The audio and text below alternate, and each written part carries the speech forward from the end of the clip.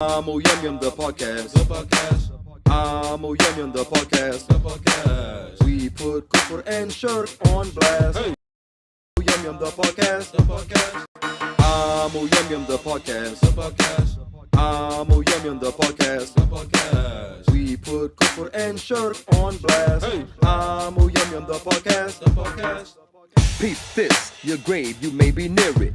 Life's short, yeah, that part, so take it serious. Think twice, that afterlife should have you curious. Each week, that week's speech should have you furious. The same, all hail King such and such.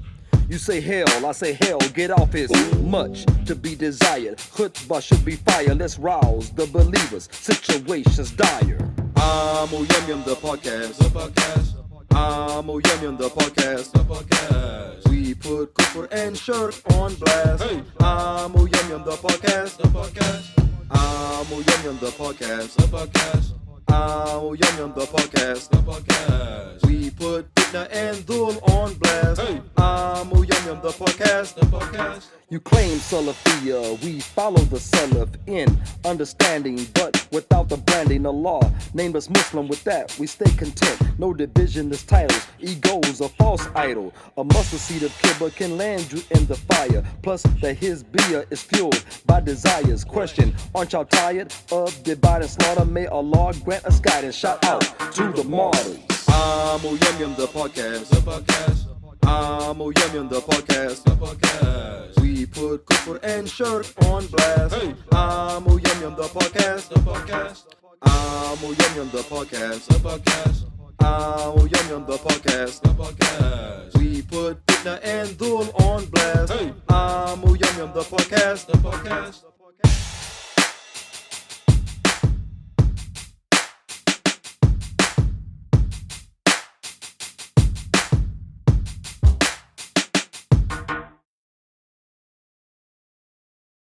Yum Yum the podcast. Yum Yum the podcast. We put kufr and shirk on blast. Yum Yum the podcast. Yum Yum the podcast. Yum Yum the podcast. We put kufr and shirk on blast. Yum Yum the podcast. Peep this, your grave, you may be near it. Life's short, yeah, that part, so take it serious. Think twice, that afterlife should have you curious. Each week, that week's speech should have you furious. The same, all hail King such and such. You say hell, I say hell, get off is much to be desired. Khutbah should be fire, let's rouse the believers. Situations dire. Yum Yum the podcast. Yum Yum the podcast. We put kufr and shirk on blast. Yum Yum the podcast. Yum Yum the podcast. We put kufr and shirk on blast. Yum Yum the podcast. Yum Yum the podcast. Yum Yum the podcast. We put kufr and shirk on blast. Yum Yum the podcast.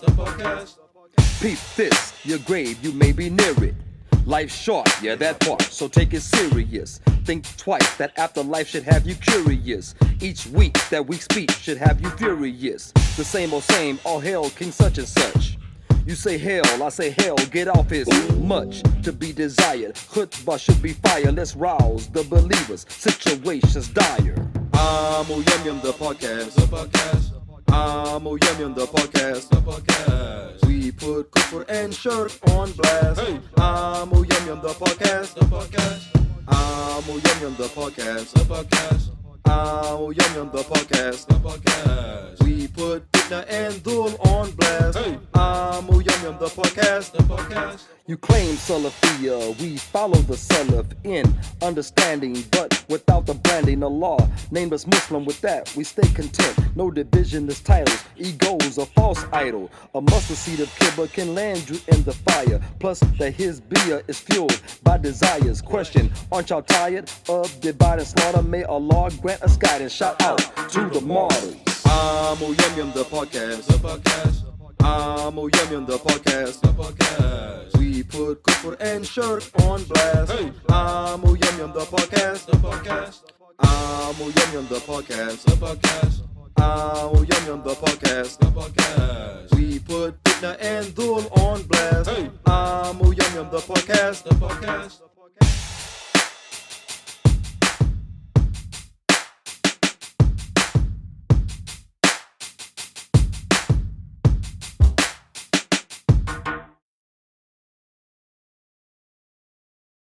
Yum Yum the podcast. Yum Yum the podcast. We put kufr and shirk on blast. Yum Yum the podcast. Yum Yum the podcast. Yum Yum the podcast. We put kufr and shirk on blast. Yum Yum the podcast. Peep this, your grave, you may be near it.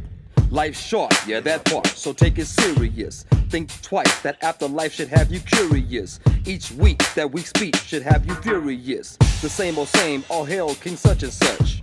You say hell, I say hell, get off his much to be desired. Khutbah should be fire, let's rouse the believers. Situations dire. Yum Yum the podcast. Yum Yum the podcast. We put kufr and shirk on blast. Yum Yum the podcast. Yum Yum the podcast. Yum Yum the podcast. We put fitna and dhul on blast. Yum Yum the podcast. You claim Salafiyya, we follow the Salaf in understanding, but without the branding. Allah named us Muslim, with that we stay content. No division is titles, egos a false idol. A mustard seed of kibba can land you in the fire. Plus that his beer is fueled by desires. Question, aren't y'all tired of divide and slaughter? May Allah grant us guidance. Shout out to the martyrs. Yum Yum the podcast. Yum Yum the podcast. We put kufr and shirk on blast. Yum Yum the podcast. Yum Yum the podcast. Yum Yum the podcast. We put fitna and dhul on blast. Yum Yum the podcast.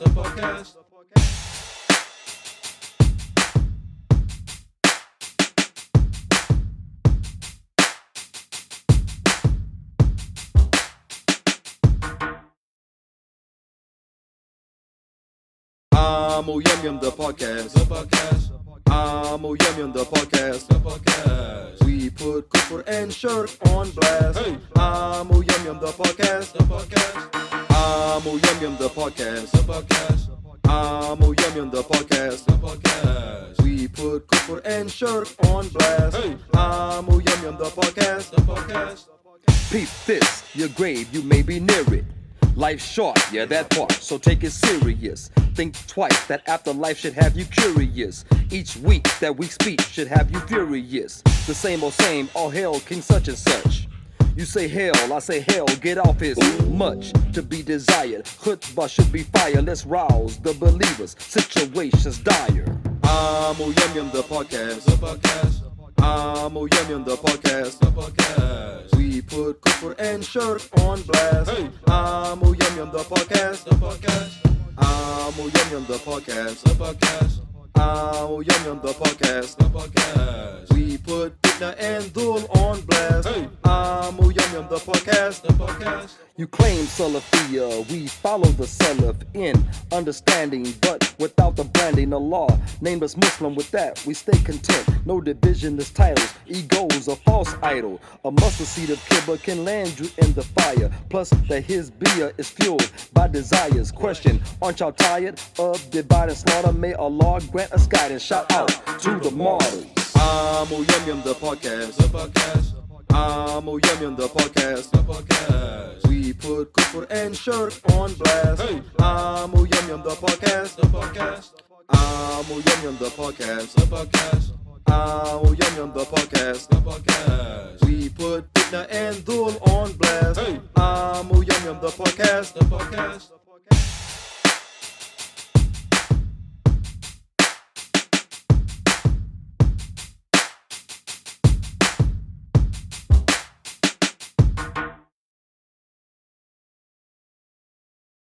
Amo Yum Yum the podcast. Amo Yum Yum the podcast. We put kufr and shirk on blast. Amo Yum Yum the podcast. Amo Yum Yum the podcast. Amo Yum Yum the podcast. We put kufr and shirk on blast. Amo Yum Yum the podcast. Peep this, your grave, you may be near it.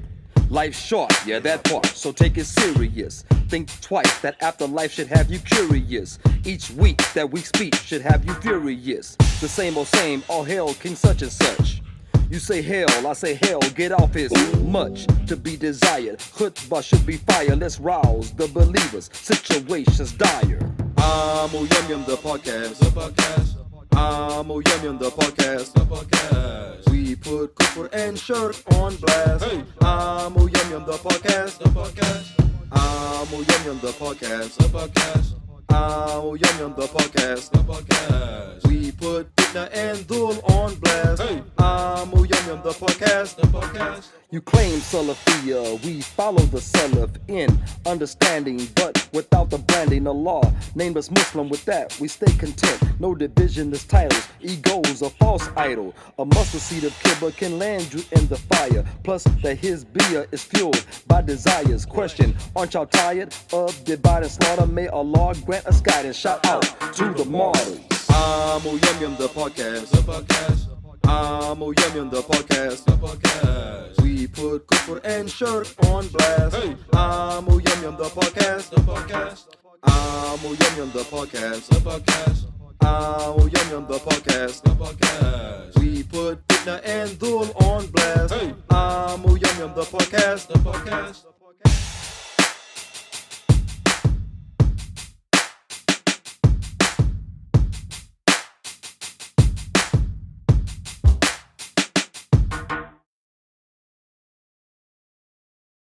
Amo Yum Yum the podcast. Amo Yum Yum the podcast. We put kufr and shirk on blast. Amo Yum Yum the podcast. Amo Yum Yum the podcast. Amo Yum Yum the podcast.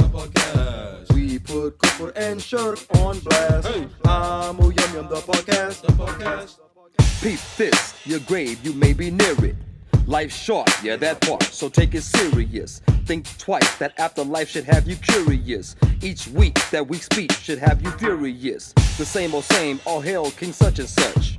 You say hell, I say hell, get off is much to be desired. Khutbah should be fire, let's rouse the believers. Situations dire.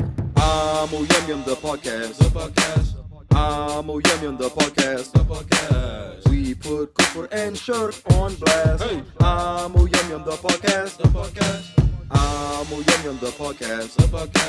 Amo Yum Yum the podcast. We put Assalamu alaikum, ahlan wa sahlan. Welcome to Amo Yum Yum the podcast, where we seek to cure the kufr infected by injecting the Islamic perspective. I am your host, Amo Yum Yum, and with us, starting from my right, is Amo Jeremiah. We have Amo Amir, and we have the Amo you love to hate, Amo Yusuf. That's right. Before you hate, I was gonna go with the disclaimer. All right, Jeremiah want to read because you got a white voice. Well, you don't have it. You don't have it? I don't have. You can see it on the screen. You don't see it. No, you don't even see it. Ah, there it is. Okay. Yeah, go slow. Me. The opinion of Amo Yum Yum, the podcast, is based on Islam. Ooh. Our intentions are to be correct. Really? However, we may not always be right. That's right. Others may differ in concepts, but these are ours. MashaAllah. That's good, man, that was like a voice acting. You know, I used to be an MC, right? Really? Yeah. I was a professional. What? You're right. It was my Kaffir days. Man, it was Kit Kat? No, I'm trying to say that now. Everybody watch. What is it? What is it? Mentos, Kit Kat, Twix? Right. The fresh maker. You know, like M&M, so you got like Twix. I have a Twix voice. Is that Twix voice? Is that what you're saying? Or? Right. So what are we doing now? let's go with what we always do. Huh? Oh, didn't work. It didn't work, but no worries. I'm always here And we have some Random. random. You don't have the audio on, right? The audio? Okay, anyway. So, random. The random is the media bias regarding this Russia-Ukraine thing. Ukraine. Now, the political analysts have detailed 2014 and maybe even before that, how certain steps was being made to invoke war. Yeah. You know, to make Putin do what he eventually did. It's been happening for a long time, and then when he did it, they made him look like the boogeyman. What else does this ring similar to? Just like Iraq War. Saddam Hussein was busy with Iran. America was supporting Iran and Iraq. But Britain was specifically supporting Iraq. Okay? They were using Muslims like chess pieces, knocking us over. Okay?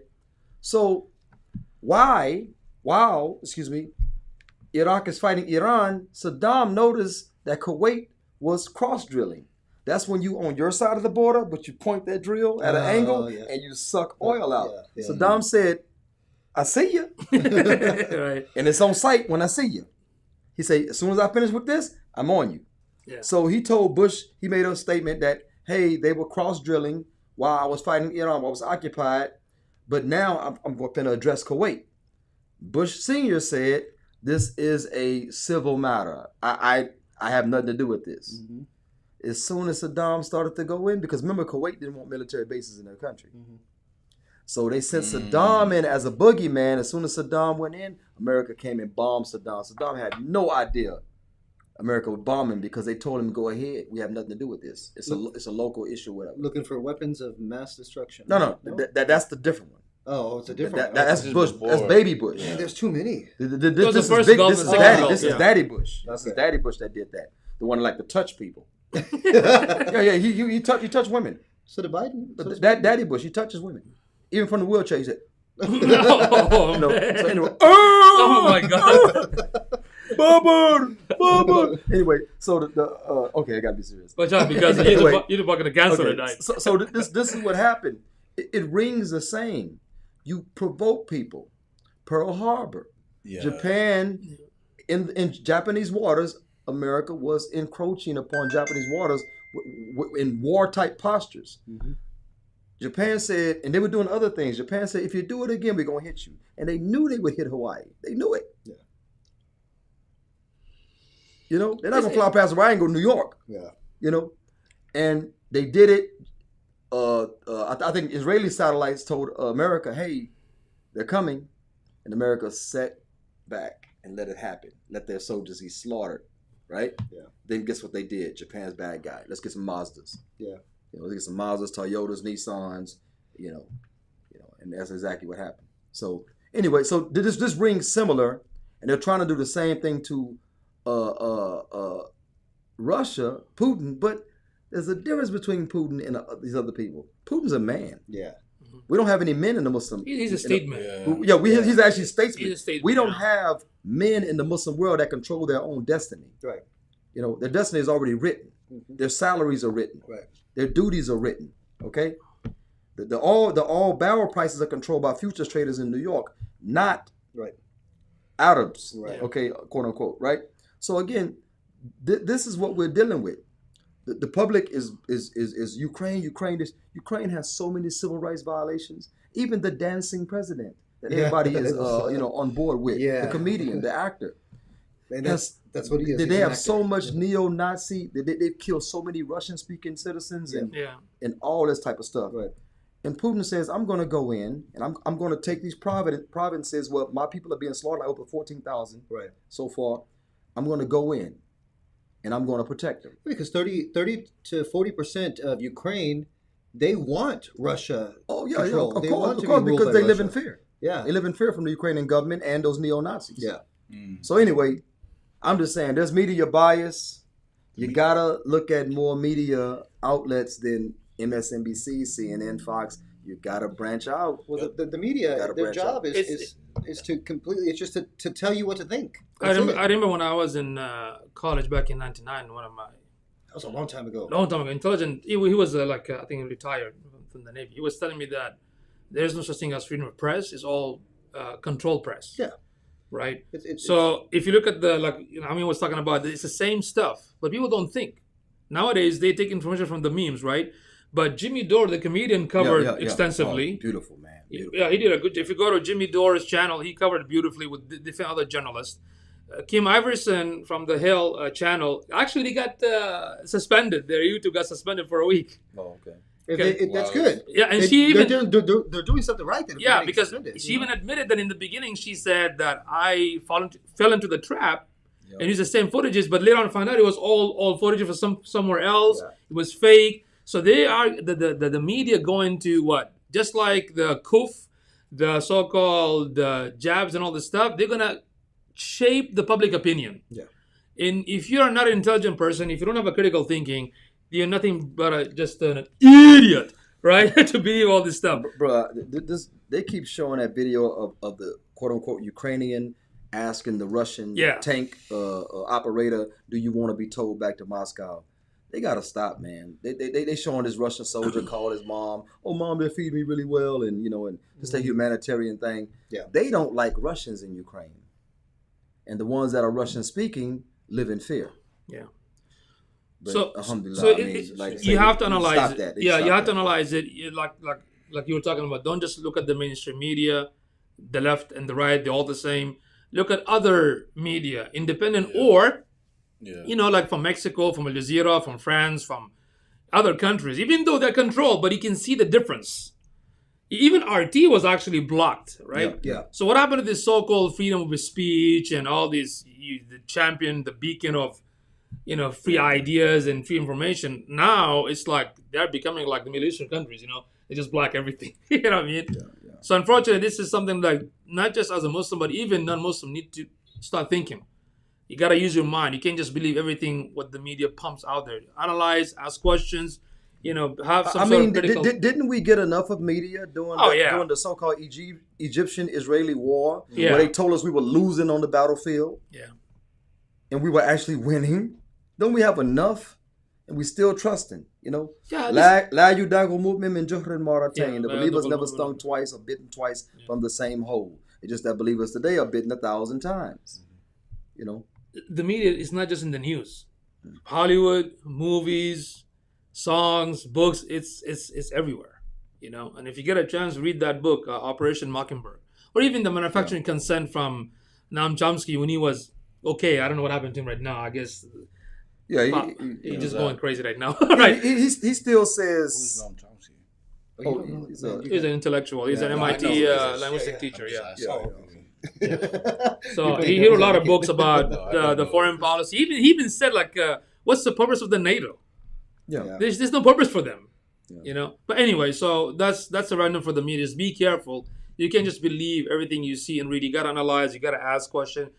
If you have that critical thinking, you got to look at different aspects and see what's the real game. Yeah. But like you're pointing it out, it's the same nonsense, and there's an inflation happening. So take the focus away from that, and now focus on this. And subhanallah, that's what they call what al-harbu khuda. War is a deception. War is deception, mashallah.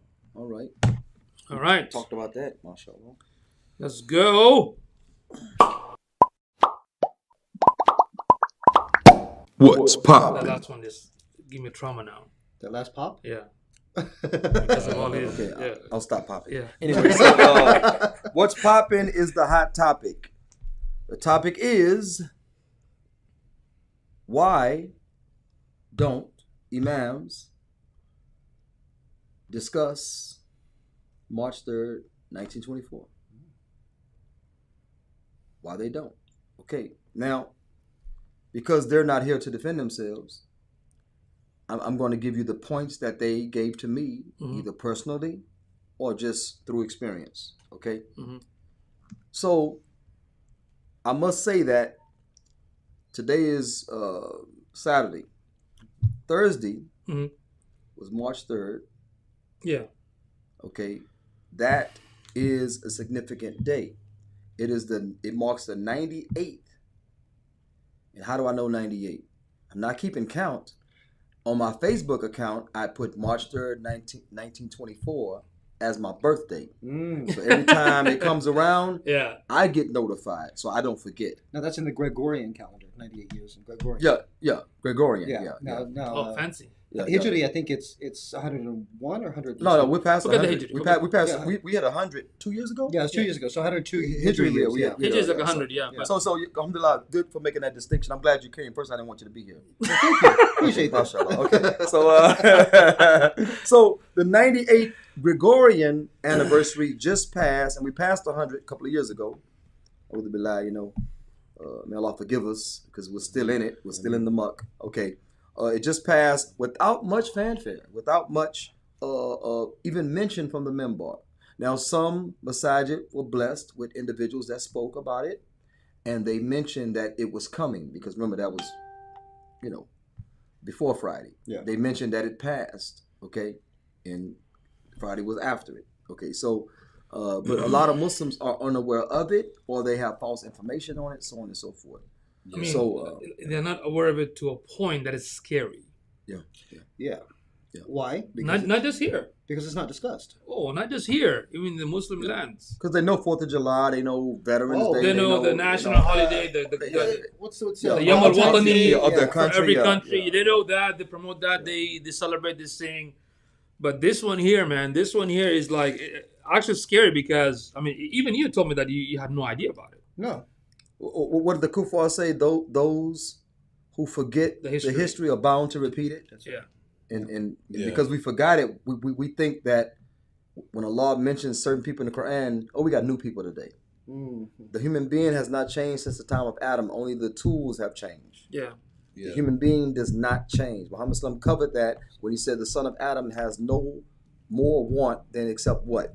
Clothes on their back, food in their stomach, and the roof to cover, roof for shelter, shelter. So those are the 3 things that the son of Adam needed then and needs today, just that we have different tools today. We have different tools today. So again, we tend to forget. We think that things have changed. They have not changed. Allah is still God. Muhammad Sallam is still his messenger. And inshallah, if we adhere to that, our future will change. We'll learn from our history and our future will change. But, okay, in their view, why the imams avoid discussing March 3rd, 1924? In their view, I have maybe 7, 8 points. Okay, so bear with me and jump in as I mention them to elaborate, inshallah. Okay, 1, Khilafah ended way before that. They say Khilafah ended way before that. Yeah. So what's the significance of discussing it when it ended after the time of Ali radiallahu anh or Hassan radiallahu anh or ended after, Omar Abdulaziz, and stuff like that, Pick one. Yeah. They say it after the first 3 generations. So if that was the case, what they were ruling by? Yeah. What were they ruling by? And also, if you say before, let's give something. Let's give some weight to that. From that time, let's take Omar Abdulaziz. Okay, that's radiallahu anh. So, rahmatullahi alayhi. Let's take from that time all the way till March 3rd, 1924. Like the brother said, what were they ruling by? What system did they adopt? It was the Islamic system. Was it socialism? Was it communism? Was it secularism? Was it Greek? What year did we write a letter to the French government about doing a play that was insulting to Rasulullah sallallahu alaihi wasallam? Well, not just to Rasulullah sallallahu alaihi wasallam, but to Zayd. To Zayd, yeah. Yeah. His adopted son. Talking about the Zayd was Zaynab situation, they were being insultive. And the Khalifa wrote a letter that if you don't stop this play, we'll major hat on you. That serious. And they stopped the play in one place. Then when another place I forget the details, another place took up the play and they said, stop it. Because they traveled. Stop it. And they said, well, we're not France. They said, okay, then we'll major hat on you. And then they stopped it. You know what's the beautiful thing about that? Yeah. The state had a strength, quwwa. Yeah. They had a position of power. And because they had a position of power, other countries respected. Yeah. Nowadays, we're begging and asking the non-Muslim for help. But I'm like, You're not the strong. You're the weak. Why would they gonna listen to you? You are in a weaker position. And posting, Right. Posting, justice for such and such. Yeah. And this and that, and don't forget these Muslims. Yeah. And like I told you, that advertisement on social media, we must address Syria. This is the most crucial issue. I'm like, the other ones were solved? Yeah. I mean, yes, it's a vital issue, but Yeah. all of it is vital. Yeah. And all All of it is vital. When are we going to address all of it But that and could stop all- putting Band-Aids on bullet wounds? Exactly. And that could all be solved by, Yeah, of course. We're establishing an authority that actually has an authority that we give them. Remember, the authority is with the Ummah. We have the authority Right. to give the bay'ah. Yeah. And once we give it to someone who's going to rule us by the deen, if they fail to rule us by the deen, or to be a representative of the deen, have some personal defects even, you can remove them. That's why you have. Okay. That's why you have Majlis al-Shura Of course. from in the Islamic political system. And you know the Qadi al-Quda, the big judge, he has the right to remove. He has that right. If he finds any kufr buwai, any clear kufr, he can remove. It's even the siyasiyun amongst us, the politicians amongst us, the Muslims that are very ideological and intelligent, they say even some rumors surrounding the Khalifa, he has to go. Even if it's some rumor. Not slander, just something that might have some basis of it. Yeah, some basis to it. It becomes a shame for the state, and we don't live like that. So, mentioning like what did they rule by? Yeah. So that's invalid, right? The second thing, they use that argument to basically discredit that topic, that it doesn't work. He was back after the Khulafa Rashidin and it's done, right?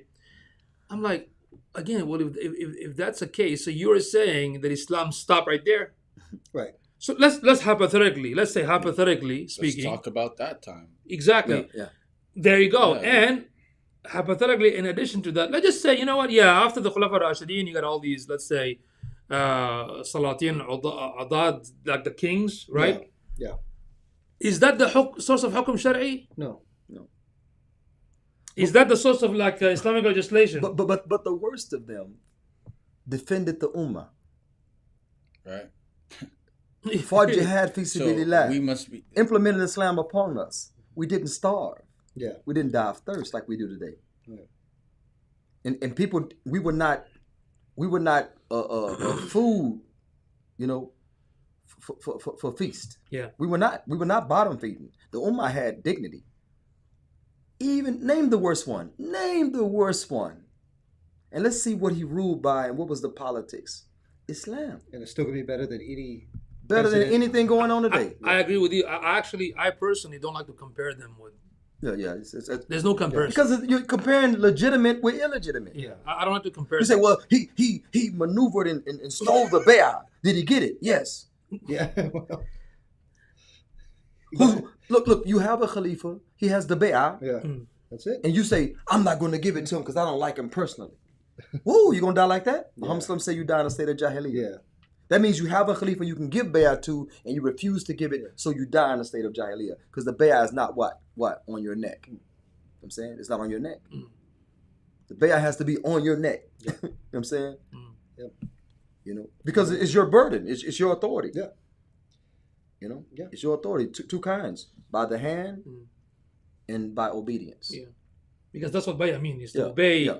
in the Sunnah Allah wa Rasuluh. When I give bay'ah, that means I'm going to obey you in the Sunnah Allah wa Rasuluh. That means the Sultan have to apply the laws of Allah and Muhammad sallallahu alaihi wasallam. When I do, I don't know, you have a khuruj in this subject? Yeah. When you do khuruj, it means you're disobeying Yes. the Sultan al-Fasiq.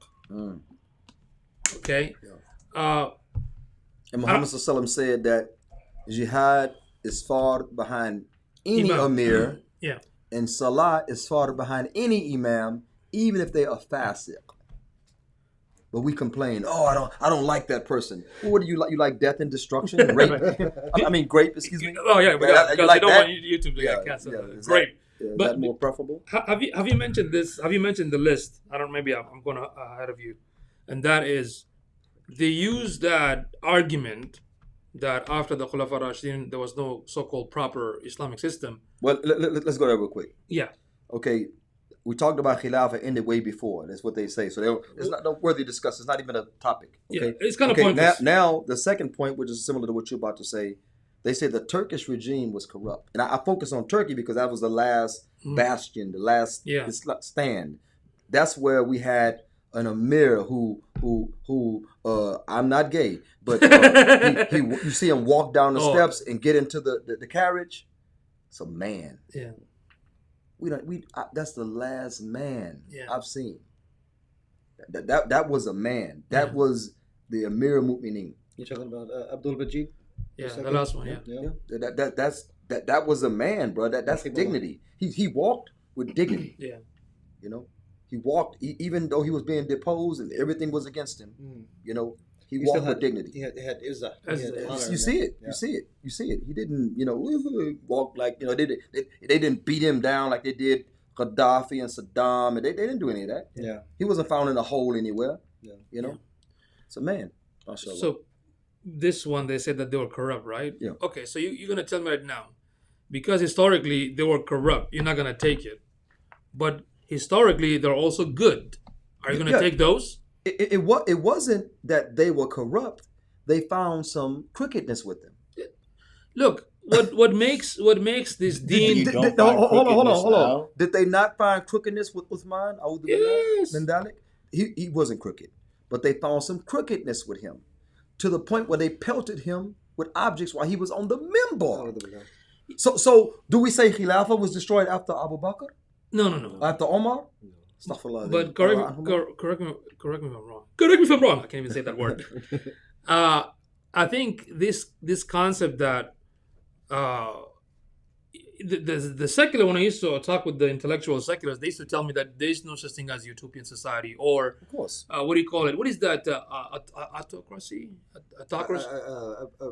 It's about aristocrat. Aristocrat. That means you get a divine revelation to the. I said we don't have that. That's a. What is it called? What is that? The person's receiving like the Pope. Divine. He's receiving theocracy. Yeah, he got it. So I said we don't have that. Thank God, you knew. we don't have that in our Islamic system. That's number one. Number two, you are forgetting they're human beings. Yeah, exactly. The laws of Allah is perfect. The Messenger of Muhammad is perfect, but they're human beings. Who do you think all these rules that is in the Quran and the Sunnah is for? For us, so we can be on the right path, right? Not the Sahaba, not just the Sahaba. I mean, it goes to the end of time. In fact, if you study the Islamic history, actually, I find it fascinating when I see some of the khulafa or some of the wala and hukam act crazy. I find it fascinating. You know why? It proves it to me that human being. Yeah, exactly. It's not utopia. It's not Jannah. It's not perfect. It's not perfect. That proves that Allah exists. Yeah, because you're human being. Allah, in Allah's wisdom, He revealed a perfect system to imperfect beings. Beautiful. And Allah allowed for us to make mistakes that it did not hurt the system. Yeah. We made mistakes, it did not hurt the system. So we have certain ahkam like what? It's better to let someone go by mistake than to punish by mistake. Yeah. There's no punishment under famine. Things like that. All this rahmah. You know what I'm saying?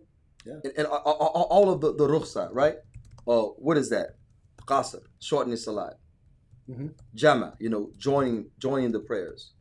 Traveling, no fast. You know what I'm saying? Stuff like that. A woman's menstrual period, no fast. Yeah. Make up the days of make up the days later. No salat, don't have to be made up. Yeah. All of this, all of this shows, even to the point where the Rasul Muhammad Sallam, who said, "Pray as you saw me pray," right? He made mistake in salat as a lesson for us. Could you imagine the Rasul of Allah making a mistake in the salat? He made 5 raka'ah when he's supposed to make 4. And one time he made 3 and he had to make up 1 and then make sajda to sahu. I'm saying? So I'm saying, like, this is how perfect the deen is. It accommodates us.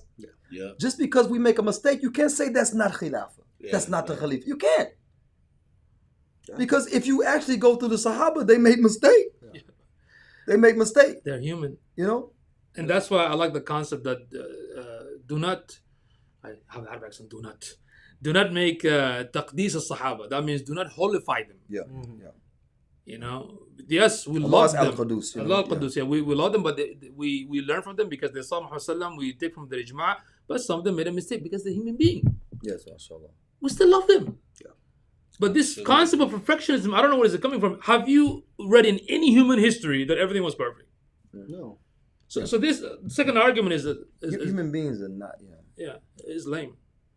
So anyway, let me move to the next one. Mm-hmm. So they say the corruption or a certain regime was corrupt. You saw some crookedness, you saw some mistakes, but we're talking about the system.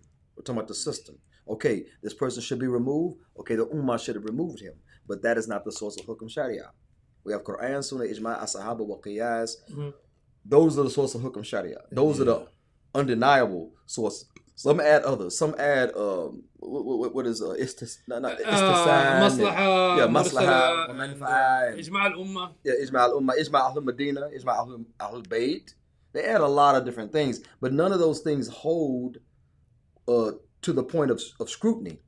Yeah. Where you won't find any crookedness in Ijma' al-Sahaba. Why? Allah used them to preserve the Quran as we have it today. Right. Okay? So if you cannot take their ijma', then something's wrong. Yeah. That means you have doubt on Quran if their ijma' doesn't work for you.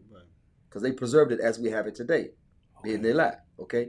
So if you don't take qiyas, that means Muhammad showed us qiyas when the person said, Ya Rasulullah, my mother intended to make Hajj. She even saved money for it, but she died before she was able to make it. Ya Rasulullah, can I make Hajj on her behalf? And she received the barakah.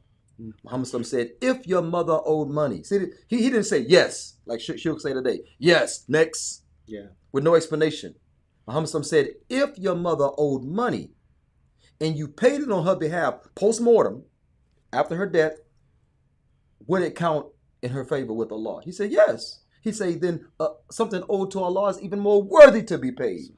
This is called qiyas. He even showed us how to do it. Not me, but he showed the ulama how to do it. You know what I'm saying? They're the ones qualified to do it. So again, this right here is just adds to the beauty of Islam. So just because you saw some corruption, like the brother asked, what system were they implementing? Yeah. It was Islam. Jizya, Ahl Dhimma, well-protected people. Even Ahl Dhimma were, like Muhammad said, if you misbehave, if you harm Ahl Dhimma, the Jews and Christian, he's not going to see us in Al-Qiyamah. So the next one, third, right? Yeah. Okay. These are Jews and Christians. Non-Muslims that live under Islamic rule. Oh, okay.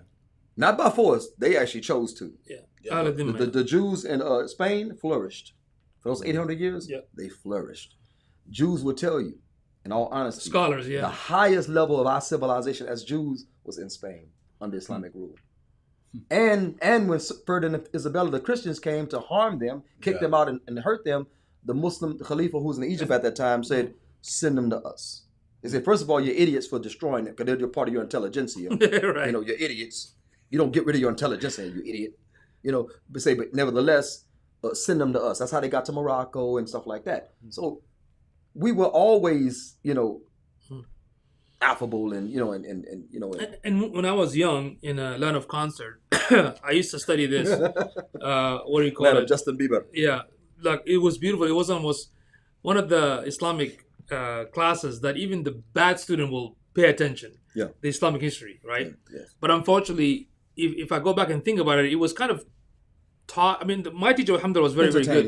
Yeah. But it became like a fairy tale. Like, okay, it was in the past and we move on. I'm like, no, I mean, why did it stop?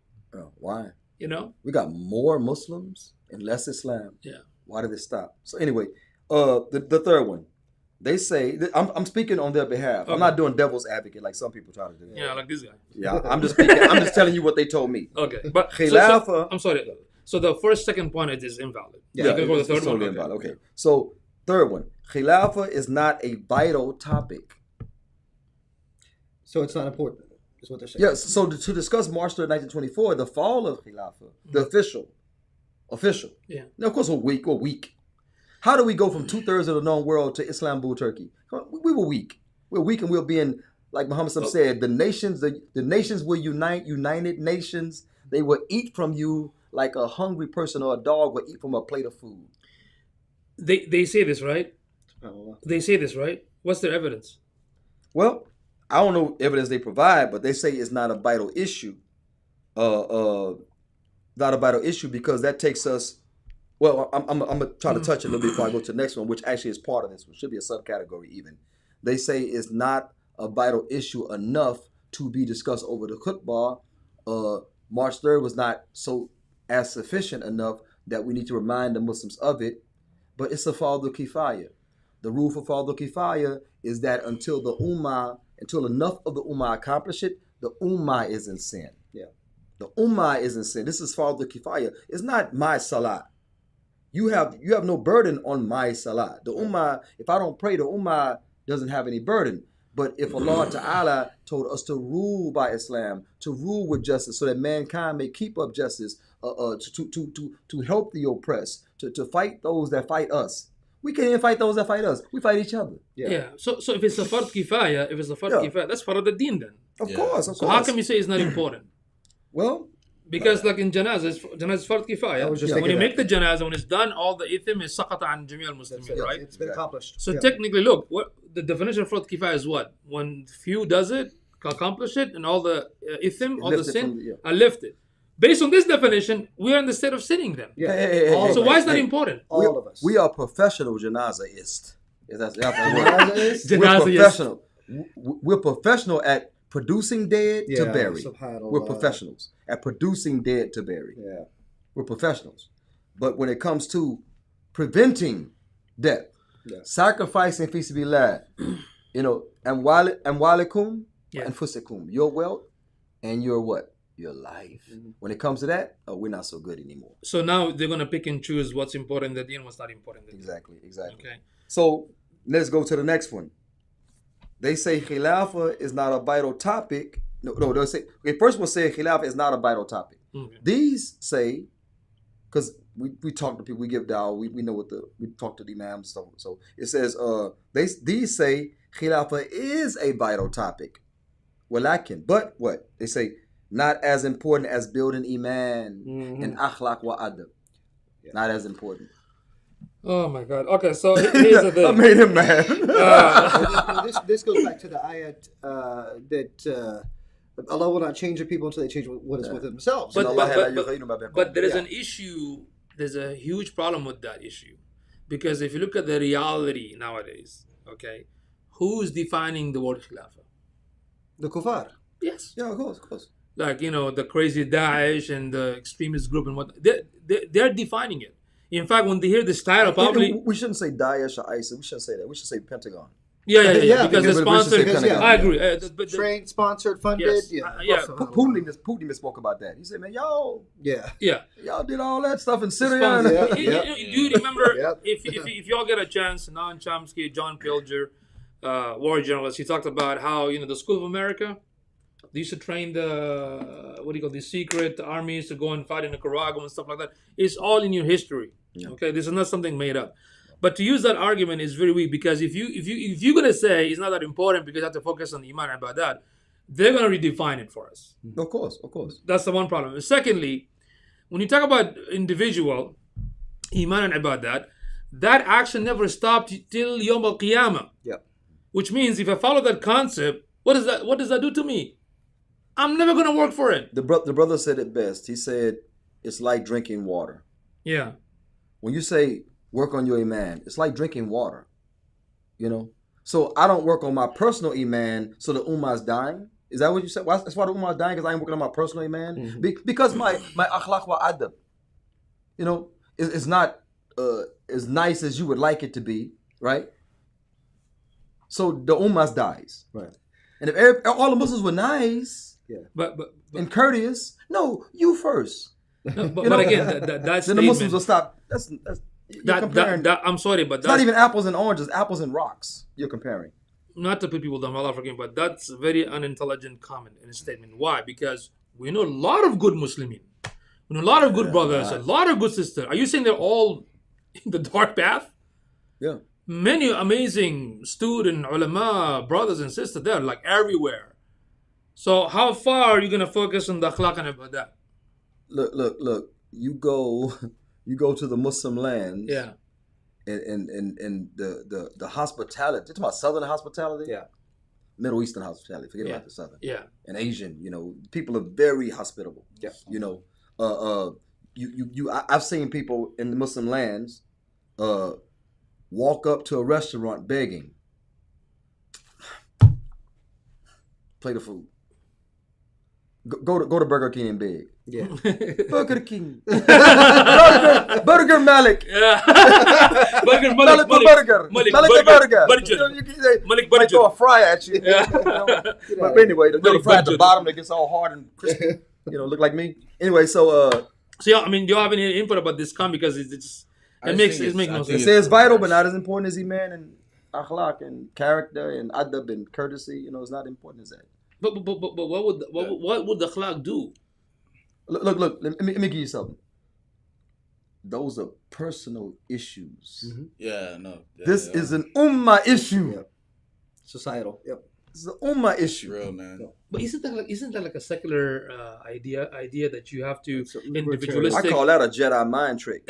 They say like in order for society to be better, every individual have to look after it's called themselves. Libertarian. That's what secularism, ilmaniya, they say what? They say that if every individual was good, society would be good. Yeah. Right?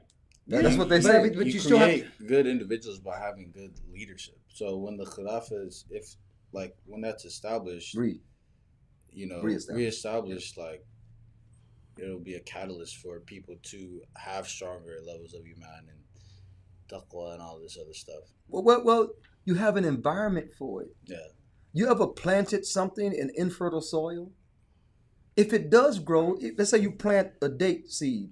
If it does grow, you won't see date. You'll see a leaf with a twig. Mm-hmm. But if you plant it in fertile soil, then now you got fruits from it. That's what I'm saying. So we're talking about the dawah, which it tills the soil. It cultivates the soil. And then what grows out of that? We have Imam Shafi'i, rahmatullahi alayhi, who was in the masjid sipping water in Ramadan. Sipping water during Ramadan, giving halaqah. He was a sheikh at 9 years old. He was too young to fast. He chose not to. He's sipping water while everybody else is fasting. While he's teaching halaqah. This is what I'm saying. So we don't breed Shafi'i anymore. Yes, we have 9-year-olds that memorize the total Quran. Ask them a question about Islam. They'll look at Baba. Baba. That's what they do. Yeah.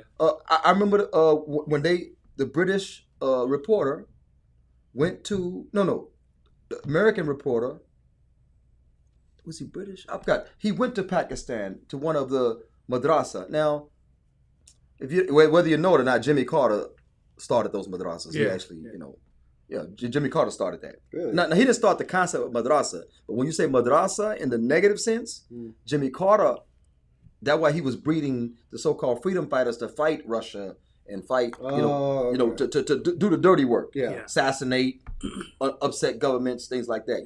Chop at the machete, all that stuff. I mean, you can go to Rand Corporation and look up that Cheryl Bernard, the Civil there. Democratic Islam. The 80 pages talks about all the president plans. for 2 years or something like that. No, Jimmy Carter, he had a full term with a bunch of peanuts. Yeah. He still has it. Yeah, a lot He of still has peanuts. his A lot of peanuts. Yeah. Yeah. Big ones. Say, So that was the third Yeah, one, so- right? Yeah, so now I'm saying with that being said, this child he give khutbah. This boy was dynamic. He's giving khutbah bil Arabic and he's Pakistani. So that's because the Hanafi say the khutbah is not legitimate unless it's in Arabic. Right. So this motivates them to learn Arabic. Okay. So this little boy is giving a khutbah and he's the eloquence. You listen to the eloquence in the language, right? And he's giving it. And you can see the posture and the movements. He's giving it. So after that, he was talking about the British and and this reporter said, "Hey, how's it going?" And talking to this white guy, white look like you. He was talking to. Are you sure it wasn't him? He was talking to the young boy. He's like, "Hey, how you doing?" And the boy said, who do you hate? He said, "I hate the British. I hate the American. I hate the." He said, "What? I'm British." He said, "Do you hate me?" The boy said, "Baba." Look right at his daddy. You know why? Because it's not in him. Yeah, he was being trained told, to yeah. give a speech. Yeah. And he gave it very well, very eloquently. But he told him to hate this nice man in general. Yeah. So that's what I'm saying. The Muslims, that's what we have become. You know what I'm saying? So we hear concept, March of 1924, you say, what? Khilafah? What? Look at the sheikh. Baba! Look right at Bubba.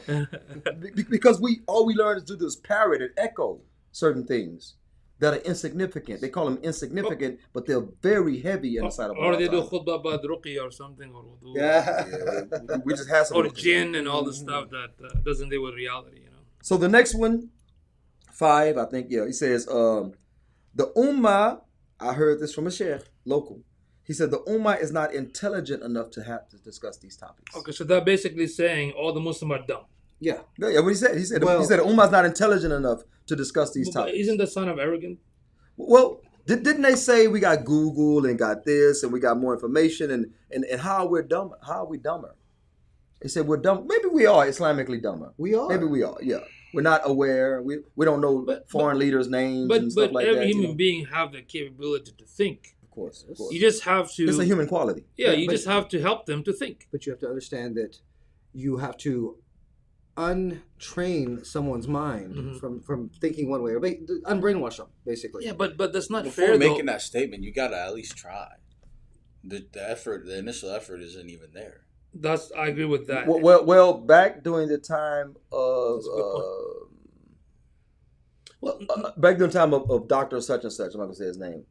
We were at a masjid gathering, and he was asking a bunch of a mature, older, Arab men, maybe some couple of Desi men mixed in, but he was asking them like simple questions, like how many surah Quran, how many this, how many, who was the Sahaba? Ask him, like, he's just quizzing the people, bruh. He said, how many surah in Quran? They said 112, 109. Bro, they couldn't say 114.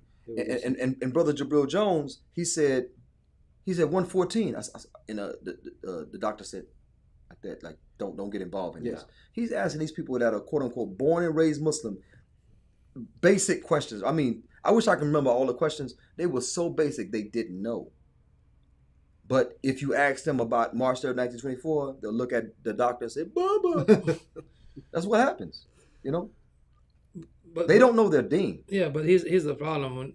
This is very dangerous because when you say, the politicians do the same thing.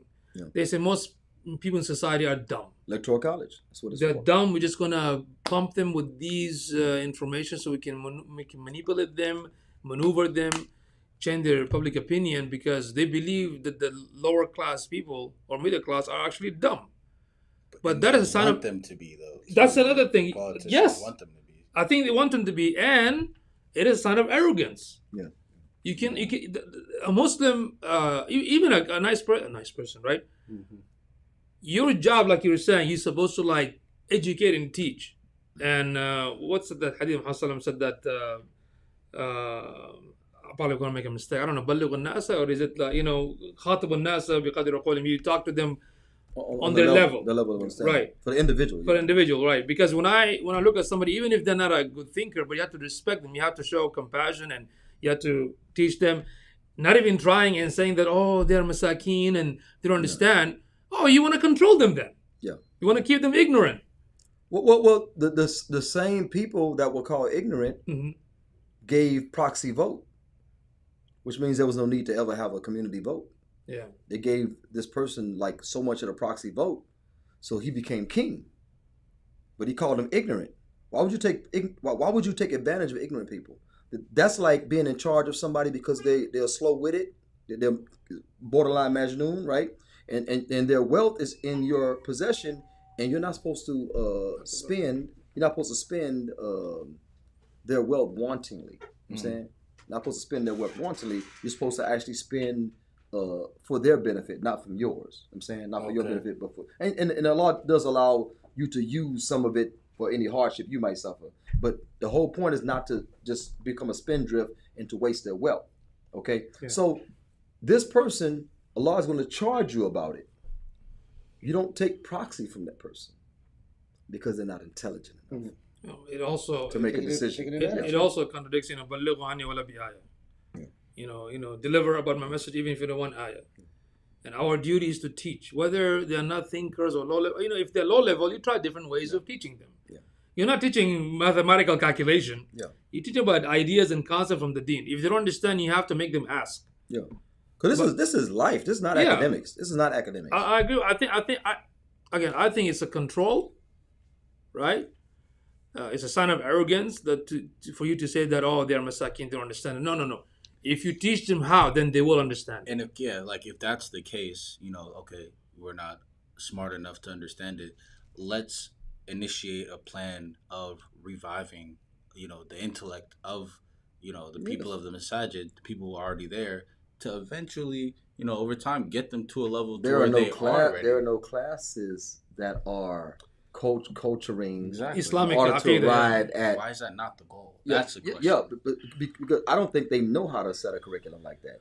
Here's a funny thing. I mean, people go to all these so-called Muslim countries that are ruled by the secular government, the corrupt government, that was actually installed by the colonial power, the British and the France and Italy. Do you think they're going to teach you the 100% Islam? I still say go and study the deen and whatnot, but they're not going to let you... You can't use it. You can't use it there. Yeah. So you have to come and teach this stuff. And guess what? You were the one, let's say, an idiot who doesn't think. And now, mashallah, Allah give you knowledge. So your duty... to pass it on. To pass it on. But you know what happens in the masajid? This is not all of them. There are very few, mashallah, good teachers and ulama that does very well. But I noticed the majority of them, they don't even teach you how to learn. Yeah. They say... That's a technique. That's another thing. Like, Hanafi said this, Maliki said this, Shafi said this, Hanbali said this. I say this, just follow this. Yeah, Sheikh, why? Don't ask, just follow this. No. Worse than that is this one said this one said this one said that. Assalamu alaikum. Yeah, that's another one. Yeah, that's all the confusion. They're like. Actually, I told the Sheikh, I didn't mention his name, okay? I asked him, since you're teaching fiqh sunnah, all you're doing is reading the book, spitting a lot of information. Yeah. These Muslimin don't know the basic of, ahkam al-sharia, the basic of usul al-fiqh. Why don't you teach them usul al-fiqh? Yeah. That'd be better. You know what he told me? They're masakin. Yeah. How they're masakin? It sounds familiar. But how they're masakin? If you teach them this, mubah mean this, muharram mean this, fard mean this, mandub mean this. He's the hadith. He's the masdar. I mean, these are elementary that I learned in my young days. Yeah. So why can you teach the public? Because like you're saying, you have professionals in the people of Masajid are professionals, went to school for like 10 plus years for certain professions, doing rigorous courses. And you're telling me these people don't have the capability to learn? Like, that's an insult. That's an insult to the people of the Masajid, bro. Like, so beyond that, the Ummah not being intelligent enough to grasp. So don't even mention March 3rd, 1924, because it produces a whole discussion. The Muslims are going to know that they're in sin right now, that it's a fard kifaya. Why start that? Because they said that this talk, which is the 7th point, I think 6 or 7 point, it said 6 point, it said it produces fitna. Okay. But what kind of fitna? We are already in the fitna status. Yeah.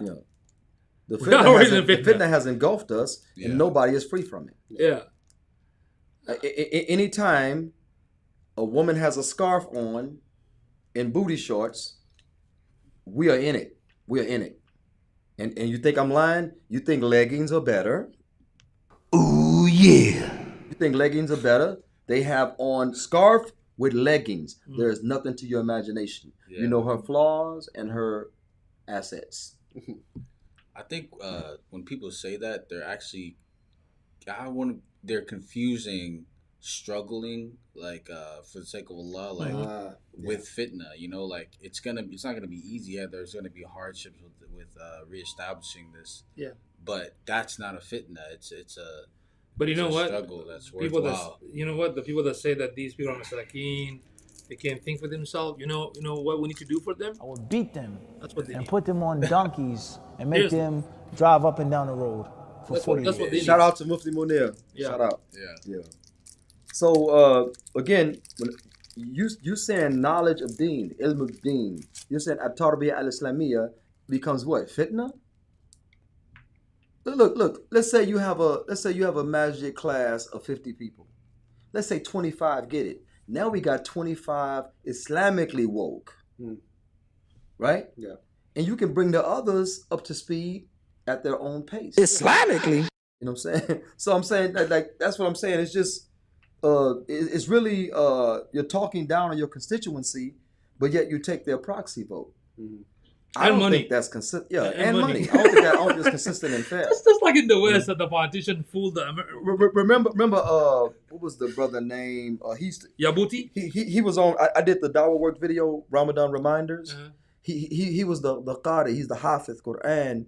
He used to lead the Salat in Plano Masjid near Dallas, and they had a guy who admittedly didn't make Salat, but he was a doctor or something, some professional, made a lot of money. And he was, and Plano is full of a lot of professional Muslims that make a lot of money. Yeah. So he demanded to be on the shura because he gave so much money to the masjid. Oh, yeah. He demanded to be on the shura. And his brother Hafiz Quran, he said, he's not knowledgeable of Islam to a certain extent, but he knows better than that. This guy admittedly said he don't pray, which means he lacks shame and he lacks taqwa, okay, at the same time, for not praying. He lacks shame for exposing that he doesn't pray. How will we know? Okay? So he said, I want to be on the shura board after giving 50,000, whatever he gave, right, to the masjid fund. They got a nice one now. It used to be I gave a khutbah actually in that building that it was similar to this, not even as good as this. Exactly which one. But they built a nice one now, I heard. So anyway,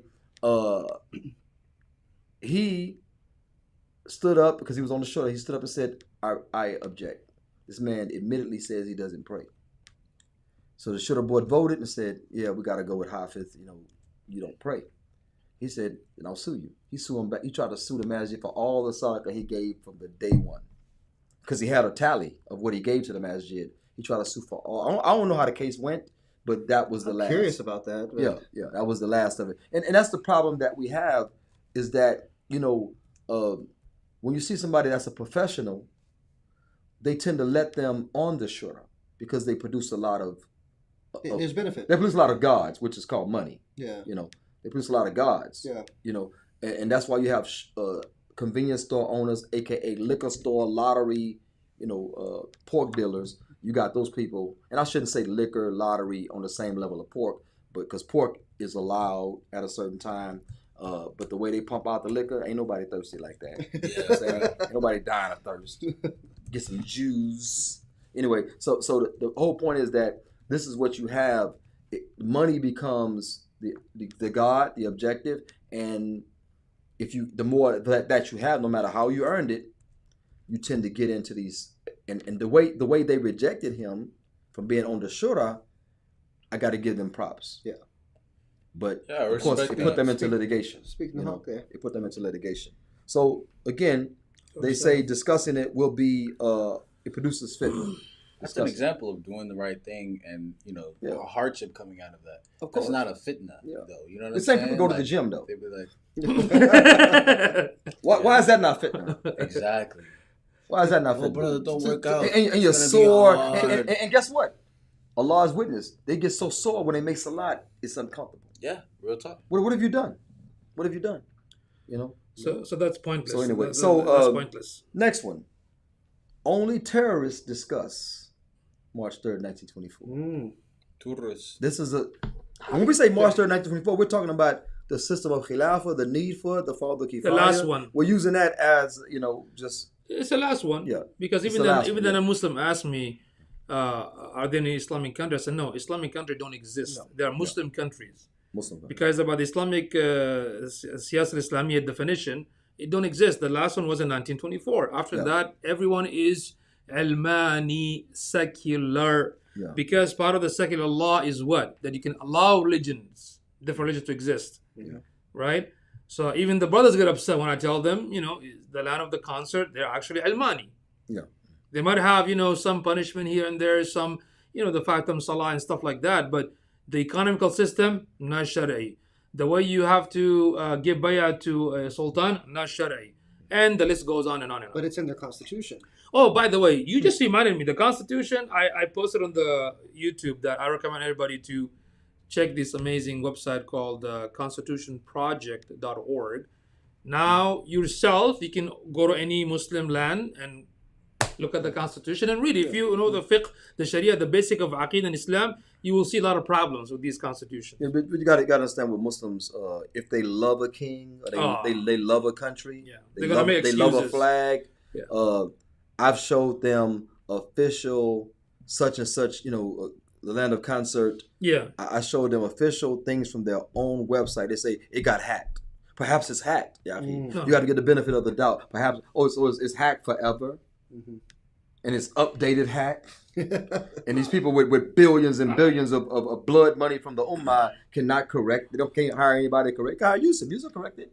Yeah, I can correct it. You just call me, But there are many hadith, sahihah, there are many ayat from the Quran that says that if you even sit by them, support them, you actually if you get angry on the behalf of them, it's tribalism. Yeah. No, you're actually going to share the disaster that they're going to get. Yeah. You know what I mean? Kiflu minha, yeah. Nasibu minha. Wala turkinu aydan, there's another verse in the Quran that means do not even just be like close to them. Yeah. The Dhalimeen. Yeah. So they say only the terrorists discuss this. It's a deterrent. Yeah. Because we're talking about ruling by Islam. Who does that? Yeah, that's so. But you know what? Here's another thing. And then when our son come home with a rainbow shirt on. Yeah. Like, oh, y'all! I don't can't tell on now. Well, here's the thing, though. But I gotta give the credit where the credit is due, right? These secular Almaniyin capitalists, they're actually smart.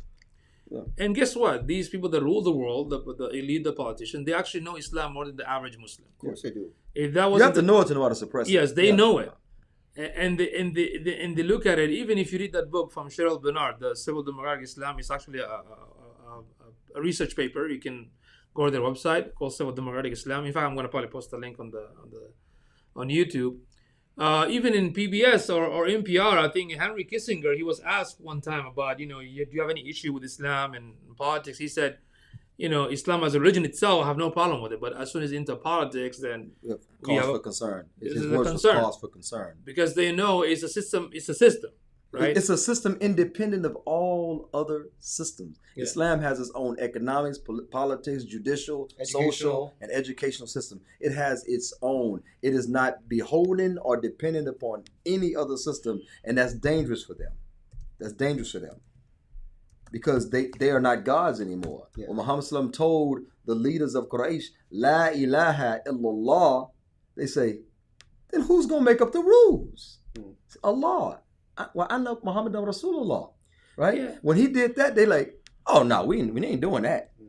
We got all this history of tribal and my dignity and all this type of stuff. No, we're not going to change the dynamics. We're not going to change the narrative. And I don't know why the people forget it. Y'all need to study history. Not just the world history, the Islamic history too. Even all the way up to right now. The Sykes-Picot Agreement. It clearly says everything there. It shows you how they want to have a nation state, how all these fake flags was given to you, by these, colonists, and you just took it. I like the brother Hamza from UK, the one Hamza sources. Yeah. He said that, these colonists, they came, they raped your grandfather, your mother, your family. Then they give you the flag. And he's not being sarcastic when he say grandfather. Yeah. These people, for some reason, love putting double in bubble. For some reason. Oh my God. It's not like what's popping. It's not like what's popping over here. But anyway, so the last one, they said, I ain't got to look it up. They said only terrorists desire to discuss March 3rd, 1924. I've heard them tell me, because some good Muslims here in San Antonio invited what was then the head of the FBI, to talk to us about terrorism. Mm-hmm. They say the terrorists believe that all of the Muslims should be under one ruler.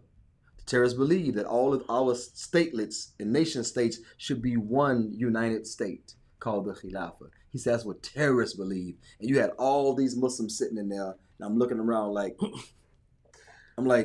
is anybody going? I raised my hand. But they told him, there's a Negro. There's a Negro. He often doesn't wear lotion.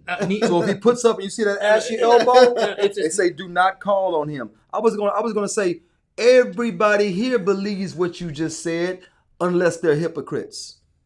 Did you say that? No, I was gonna say it. He wouldn't call on me, and then because it's a Nijiro. Then one of the guys got up and said, "Oh, we're gonna write down the questions because sometimes people ask the same question. No, if they're asking questions, they won't ask the same question, but they'll write down the same question several times. You know what I'm saying? Because it's like hidden ballot, right? They want to write down the questions that filter out. They didn't want me asking my question. Yeah. I felt. I almost drove home in tears that day. I felt like I was the only Muslim in the room. And you say, oh, you're being arrogant. No, you should have been there. You should have been there. He talked down on our deen, and those Muslims sat there and took it up because their akal. Because they're all betas, all of them. I mean, it was sad. It was a sad day. I felt alone many times, but in this room, only me and the brother that came. We walked out holding hands almost. We was all alone. There were betas. Even what's his name? Putin also talked about this. He knows. Yeah. He doesn't want it to come back. He does. Again, politicians, statesmen, they know that Islam is a threat, right? So when we talk about this subject, but a threat to who? To them. It's a threat to their interest. It's a threat to their blood sucking. And usurping resources and graping and I use grape because remove the G. I mean, they take all the resources. That's what it's a threat to. And wealth. Those who have the most, those who have the most to lose will fight the hardest to retain it. Yeah. So when they say the concept of Islam, which their papers printed finally. You know what I'm saying? Their papers printed no more Khilafah. Their papers printed the fall of the Islamic Empire, what they called it, which is Kafir language. It's not our language. Yeah. We don't say empire. We say Khilafah. So anyway, they printed in their highest, most esteemed newspapers. They printed it. Everybody recognized that date except who? A vast majority of the Imam. 98.99% won't talk about it. It's not significant. The day comes and it goes. Yeah. It comes and it goes. And also, to put a disclaimer for some of your non-Muslim audience, we're not talking about those group that's made by the Pentagon, yeah. Right?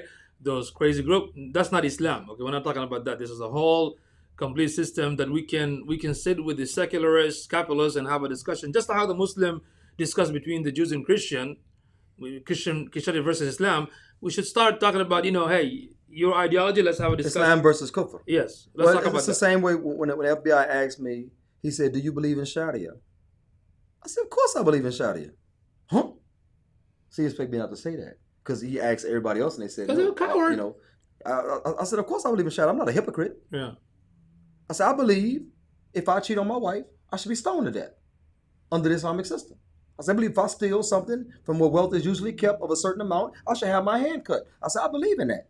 I said, "I would also believe before that the justice that the Sharia brings, the ruling." Having one ruler, you know what I'm saying? Not being beholden to those that despise and hate us as a Muslim ummah, and all of the non-Muslims that want to come, and live under a just system. I say I believe in that particular system. Yeah, Sharia is not just punishment. Of course. That's the thing because you're right. Because the non-Muslim and the ignorant Muslim, when they hear the word Islamic State, the first thing they think of is punishment. No, punishment is the last thing. Yeah. Oh man. Like even you try to avoid it by all means necessary. I mean, in American law, there's punishment. Some of them are super severe. No. The punishment comes before. Yeah. The American law. In Islam, you're trying to avoid punishment. Yeah.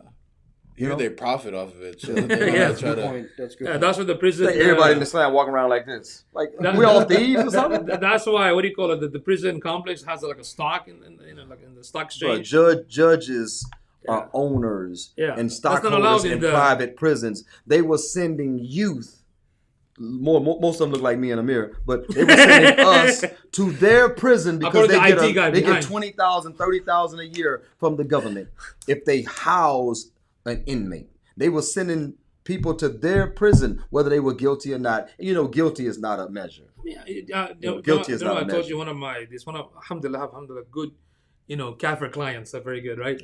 So one of them was telling me a story, like a very kind of messed up story that he used to have a family, like legacy lands for years, from family to generation after generation.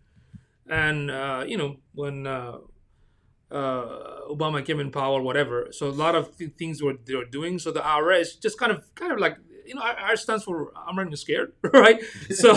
So they unjustly basically force him to pay for something that he's not supposed to. Mm-hmm. So he ended up selling all his 300 something cows and lands, and it just unjust. He was telling me, I'm a tax in my own government. Come and do this to me. I'm like, you see, what is the justice in that? And all these corporate and all these, even if he fights it, guess what? He has to hire an attorney. And he looks like Jeremiah. Yeah. And when he fights it, he needs to hire an attorney. Not as handsome as you, though. Thank you. I was thinking that too. He needs to hire an attorney. He has to go. I mean, it's like, we hear about the injustice even here. Yeah. You know what I mean? So, subhanallah. Yeah, the Muslim sister worked for the IRS. She told me that they devastated this man financially. Yes. And they wanted to take his plane. And he said, "You want my plane?" He flew it into the building in Austin. He said, it was in the news. It was in the news. Really? It was in the news. Yeah. I mean, just they stress you out so much, taking 40% of your wealth. You gotta show loss. You gotta show deductions. They tax your income, not your wealth. They tax your income. Right. So when you earn, they pull. You earn, they pull. In Islam, that's not allowed. You earn, they pull. Basketball players, yeah, he makes $35 million a year. He don't see that.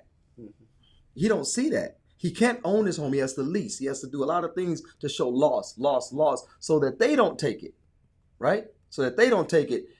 And in Islam, that basketball player will be rich. You know why? 2.5%. Yeah, of his wealth, not what the net, not even the net, no. But after the year, the calculation, what has been made untouched. Yeah, untouched, that did not drop. No, for instance, let me give a round number. Let's say I worked and I saved up and I have 10,000 in wealth, right? At the end of the year, I got 10,000 in wealth. The Islamic rule is that if during that period it dropped to 5. And then went back to 10. They said started 10 and it dropped to 5 and went back to 10. I'm taxed on the 5, not on the 10. Yeah, that is. And not just that. It made me feel like Allah loved me. Yeah, because also in Islamic economic system is backed by gold and silver. Yeah. Right. Actual. And you don't like do this is crazy taxes, man. If you add all the taxes, it's actually a lot. Man, it's actually a lot, and that's why. And they're sitting on billions that they have not given out because you have to ask for it. They're not going to tell you they owe you. You have to ask for it. They're concerned about what you owe them. Yeah, because that interest is on that billions and billions, trillion maybe, is just collecting. I mean, especially when you read articles in the Economist, like for example, like 80% of the American household like live paycheck to paycheck. Like they probably have $300 in their bank. Yeah. That's not I live fair. Bubble to bubble. What does that tell you? I mean, there's something not right in the picture. But even when I was in college back in the day, 99, I had to do a paper on the Islamic economy, right? So when I ask any student, would you want to have a bank with no interest? Oh, of course, but that's not reality. Because they brainwash you think like that's the only, there has to be interest. But I said, no, actually, historically, it existed. And back then I used the Bank Rachi in Saudi because the Rachi used to do it with no interest, right? Yeah. As an example. And the teacher's like, wow, if I knew that you Muslim do this thing, I would open all the banks for Muslims. Because the teacher was a businessman. He has like a lands and stuff like that. I would just open for you guys. So I just make profit and just keep your money. I mean, like, it makes sense. Yeah. So I had to present that class and the difference between the capitalist and the economic system, how the difference is. And of course, one is from Allah, one from the human being. Stuff like that. I have a suggestion. I think that we should touch this again, not next week, but in the future, and bring the evidence. Let's focus on bringing the evidence. Man, I had a lot. I know.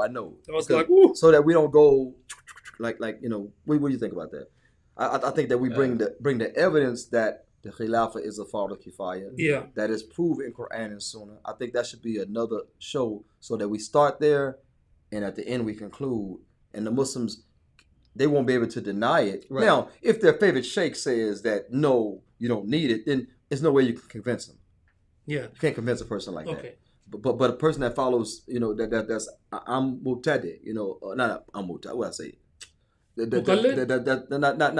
mukhalid, they follow sheikh. They follow sheikh mentality, meaning that they follow the personality, not the evidence. Shakhsiyya. You know what I'm saying? It's called Check in the box. I forgot the word that's used. But nevertheless, it's I'm slipping my mind right now. But I think that we should pick it up again, maybe in later times. What you think? I think it's great. Yeah. I have a 300-page book that I'm going through. It has a lot of evidence. But let's do before, because we have half an hour left, 30 minutes left. Let's at least talk about two things. The first thing is that the March 3rd, 1924, what happened? Many things happened. So one of them is that, of course, the last Islamic state was abolished. Yeah. Right. Also, the Sharia was banned. Yeah.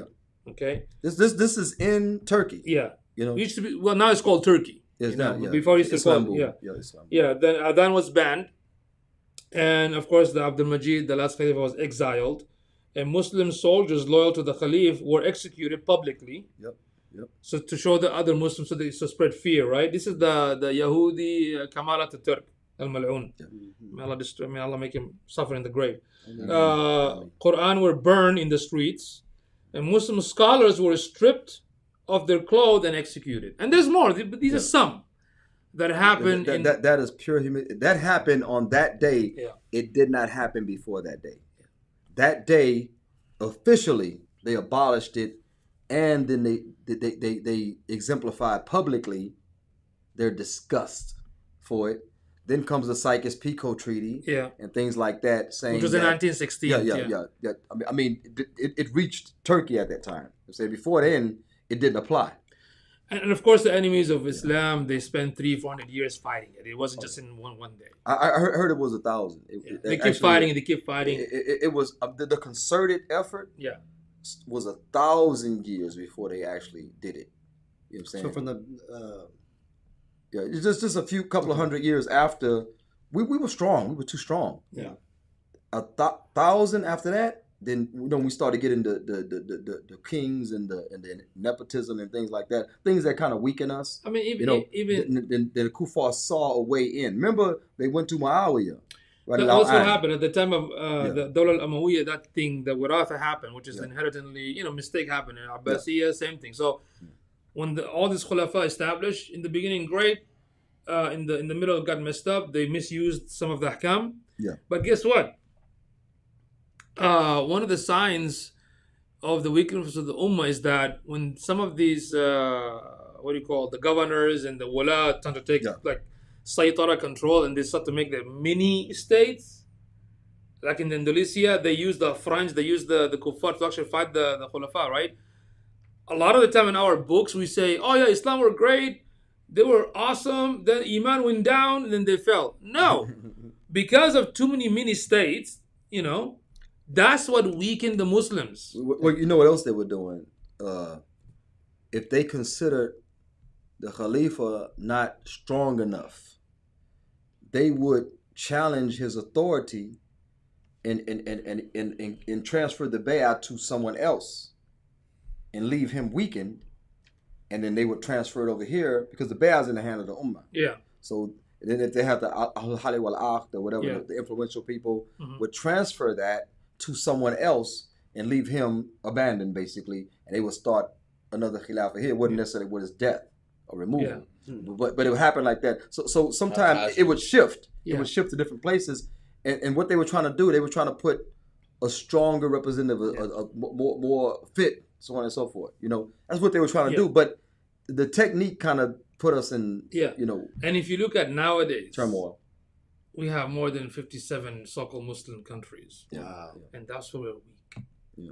If it was one... But we have armies that kill Muslims. Yeah. So... Muslim armies kill Muslims. A lot of people also say... now they say, not a fly was harmed in the making of this movie. Mm-hmm. Yeah, not an enemy of Allah was harmed. Only Muslims. Here's another thing people are probably going to attack us because they say, politics is not from Islam. But the word siyasa is actually, it says here, فَكَلِمَةُ السِّيَاسَةِ عَرَبِيَّةٌ خَالِصَةٌ وَالْمُرَادُ بِهَا الرَّعِيَّةُ وَالْقِيَامُ. It's actually a pure Arabic word. Yeah. Siyasa. Yeah. Which means to care. Ra'iyya, just like the shepherd, to care for the flock. For the flock. That's what actually siyasa means. Or to take care of the affairs of the people, to foster the affairs of the people. So there is a siyasa shar'iyya and there's a siyasa ghair shar'iyya. Right. Shar'iyya, the Islamic one, غير شرعية is un-Islamic, which is the Almani, the Rasmali, the Democrati. These are all غير شرعية. Yeah. Okay. Then, what is al-fiqh al-Islami? So in the Sharia, we have some, what do you call it, تنظيم العلاقات. That means the system that put affairs into place, right? There is a relationship between the Ra'iyya, the Imam, and al-Hakim, right? So for example, الأحكام الشرعية منها ما ينظم علاقة المسلم بربه. So the rules from the deen, أحكام شرعية from the deen, right? That is between a Muslim and his Allah subhanahu wa ta'ala. This is called ibadat. Yeah. Okay. الأحكام التي تنظم علاقة المسلم مع نفسه. The Muslim that has a relationship of himself is called أخلاق. Okay. Then الأحكام التي تنظم علاقة المسلم with his Muslim brother is called معاملات, transactions. Within the transaction, you have 3. الأحوال الشخصية, these are like the marriage, inheritance, divorce, and whatnot. عقوبات, these are like, the criminals and how to charge them, and those who are against the Sharia, خارجين على الشريعة, not the Khawarij, right? And the last one but not least, الحقوق الدولية, which is تنظيم علاقة الدولة الإسلامية مع غير من الدول. So to organize the دولة الإسلامية with itself and other non-Muslim nations. Yeah. These are foreign affairs, basically. These all fall under the fiqh, and it's called a fiqh al-siyasa al-Islami. Amazing.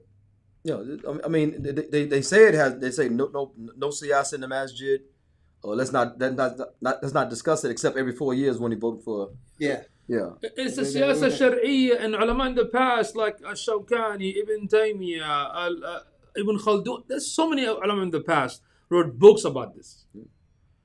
I mean, we can go on and on, especially we talked about the fara'id and the rules and whatnot, but I agree with you because that's could be another subject. But because to show the people in vivid terms, yeah, we know the evidences, but we have to impart them. Yeah. We have to impart them to others to let them know that this is actually a thing. Yeah. So you can go to your sheikh and say, is this not a thing? I mean, the Muslims are the best. Yes. Islam is the best. Yes. Why are we treated the worst? Why are we? Wait, brother. Iman is low. Iman is low. Iman is low. We worship Allah, and Allah gives the hardest test for the servants He loves the most. He say, well, didn't He love the Sahaba? Because they were pretty strong. Yeah. Did He love those that came after them? Because they were pretty strong. So you tell me He loved me, so I'm scared and bottom feeding, and we can't feed ourselves, can't defend ourselves, can't even speak on our own behalves. You know what I'm saying? We can't even control our own wealth. Yeah. That Allah gave us. Yeah, and it's just been sold off. Exactly. Yeah. So you say Allah loves me. That's why we're bottom feeding.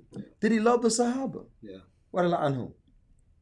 Definitely. You have to ask the Sheikh. You have to ask him. He's going to turn around. He's going to look at the government and say, Baba. well, the reason they're not talking about it because they're either paid by the government or they were taught this way and they were never taught about the subject, so they're not going to cover it. I told the Canadian go. These are the same speakers that would be like, Islam is complete, a way of life. Oh yeah. They say that. They say it. But they still don't explain it. But yeah, they don't explain how this is complete religion. Because they're scared. I mean, it teaches you how to pray and fast. Like for example, zakah. What is a zakah collector? So if the zakat collector is not there, we have to establish it. There's a box. There's a box. Yeah, there's a box at the masjid. There's a box. Sunduk. That's not the proper word. But the point is, they either are scared. Maybe in America they're scared because they think the mukhabarat, probably gonna cause a havoc. Again, mukhabarat, we are telling you, it's not your definition. This is, I'm sure you guys have the books too. They have all our books. It's on their website. Yeah, it's on their website it's on their website. So they have the best books. Yeah, they do. On the CIA website, they have the best books. So, so they don't. If you want a PDF of any... the best crooks. The best crooks. So, for subhanallah, I mean... but yeah, if you want, this is a very, very... To me, it's a sad state because it's a very important subject. Nobody talks about it, whether in the Muslim land, even here. Yeah, and we can't talk about it in Muslim land. Actually, we're really sad. In Muslim lands, you get treated worse. Yeah, they're busy celebrating. Than the kuffar even treat you. They're busy celebrating the independence of National Day, whatever, and they keep forgetting the history. But we need to know this as a Muslim. We need to know why Islam stopped in 1924. Then what's our job? just to make the individual ibadat and that's it, and just eat biryani and kebab and shish kebab and live comfortably. That's why people involved in the kufr system, because they want the dunya over the akhirah. Call it shish kebab because they're not talking about it. Yeah, shish kebab. Yeah. You got jokes today. Because he has a nap in my car. Oh, is that it? Yeah, he looks very sleepy too. I'm like, this, man? he looks very sleepy. Yeah, I was a little tired in the beginning. So we got to do justice to the comments if we. Okay, let's go ahead and see what we got. Oh, he's gonna read everything. Everything. Oh, mashallah, Jawad knew it was a Okay. Okay, mashallah, he says a professional white voice. Oh, says that. I take pride in that. Thank you. There we go. Yeah. Okay, let's see. Mashallah. Okay, here. Dave Chappelle. Joke. Oil. What you talking about? Oh, they got yellow cake. Yeah, I remember that. Yeah. I remember that. The way the media portray it is sad and disgusting, but they cancel RT. Yeah. Jay Canales, all media is controlled. Exactly. Yeah. Truth. Facts. Okay, Jawad said they believe that if we follow the West, we will become advanced. But the same Muslim failed to look back at our history and see how advanced we were in the past. And advance means to what? Move towards something. Yeah, right. exactly. So we have to ask ourselves, advance towards what? Yeah. Yeah. To something better, actually, because you're advancing, not just moving. Exactly. Progressing, not digressing. Jay said the best is to just do your own research, but even then it can be questionable. I mean, research requires time and effort, and of course you're gonna make a mistake, but I'm going to say something about that because now that he brought that up. Last year, Yasser Qadi, my sheikh, he did a khutbah on March 3rd, 1924. He did. Okay. He did. And he brought it up. I mean, may Allah reward him for that. You know? The whole point of it, what he was calling for in the khutbah, was for us just to research it. Just look into it a little bit more. That's it. That was it. No solution, no why. No solution, nothing else. He said Same thing. He said that there are certain groups out there that are, they're trying to establish their version of their version. The version of Islam. That already discredits the efforts. He said, but they're trying, their version. Literally, he said their version, So he said, but just research it. At the end of the khutbah, we need to look into this a little bit more. We need to research it. It's already there. Yeah. You know what I mean? It's. And wa alaikum salam to everyone that gave Taslim. Jawad said Prince Al-Walid bought diamond cars while we have issues in Syria, Rohingya, Uyghur, and Yemen. Making artificial island is their top priority. And that Mercedes, you realize it's outdated as soon as you put the diamonds on it. It's outdated. It's out, and it's not even the pretty Mercedes. Like he just threw diamonds away, man. Just threw them away. Well, he also owned part of Disney and ABC and all the other stuff. Gas mileage. You do know that diamonds are plentiful. They're not as rare as they're people not make them rare. out to. De Beers, and they're not they're tradable commodities because they actually are minerals. They're really hard. They cut. They're utility. They're utility. Exactly. Yeah. Because they shine. Yeah. Certain genders they like to shine. Yeah. And certain sus dudes like shine too. Yeah. So because it shines. Yeah. A lot of things shine. Glass shines. Yeah. Yeah. Kill yourself. Oh, look at this. Will you be having a talk with Brother Knowledge North? If I understood, I think he has a different perspective on this matter. Oh, of course. We invited him when we were live. And, he's willing to, And Jawad, I think, correct me if I'm wrong, I think I did recommend to Brother Knowledge North to read this paper. This is the book from, it was actually a thesis paper for MBA. Yeah. For master degree about نظرية الخروج في الفقه السياسي الإسلامي. That was the name of the book, 319 pages.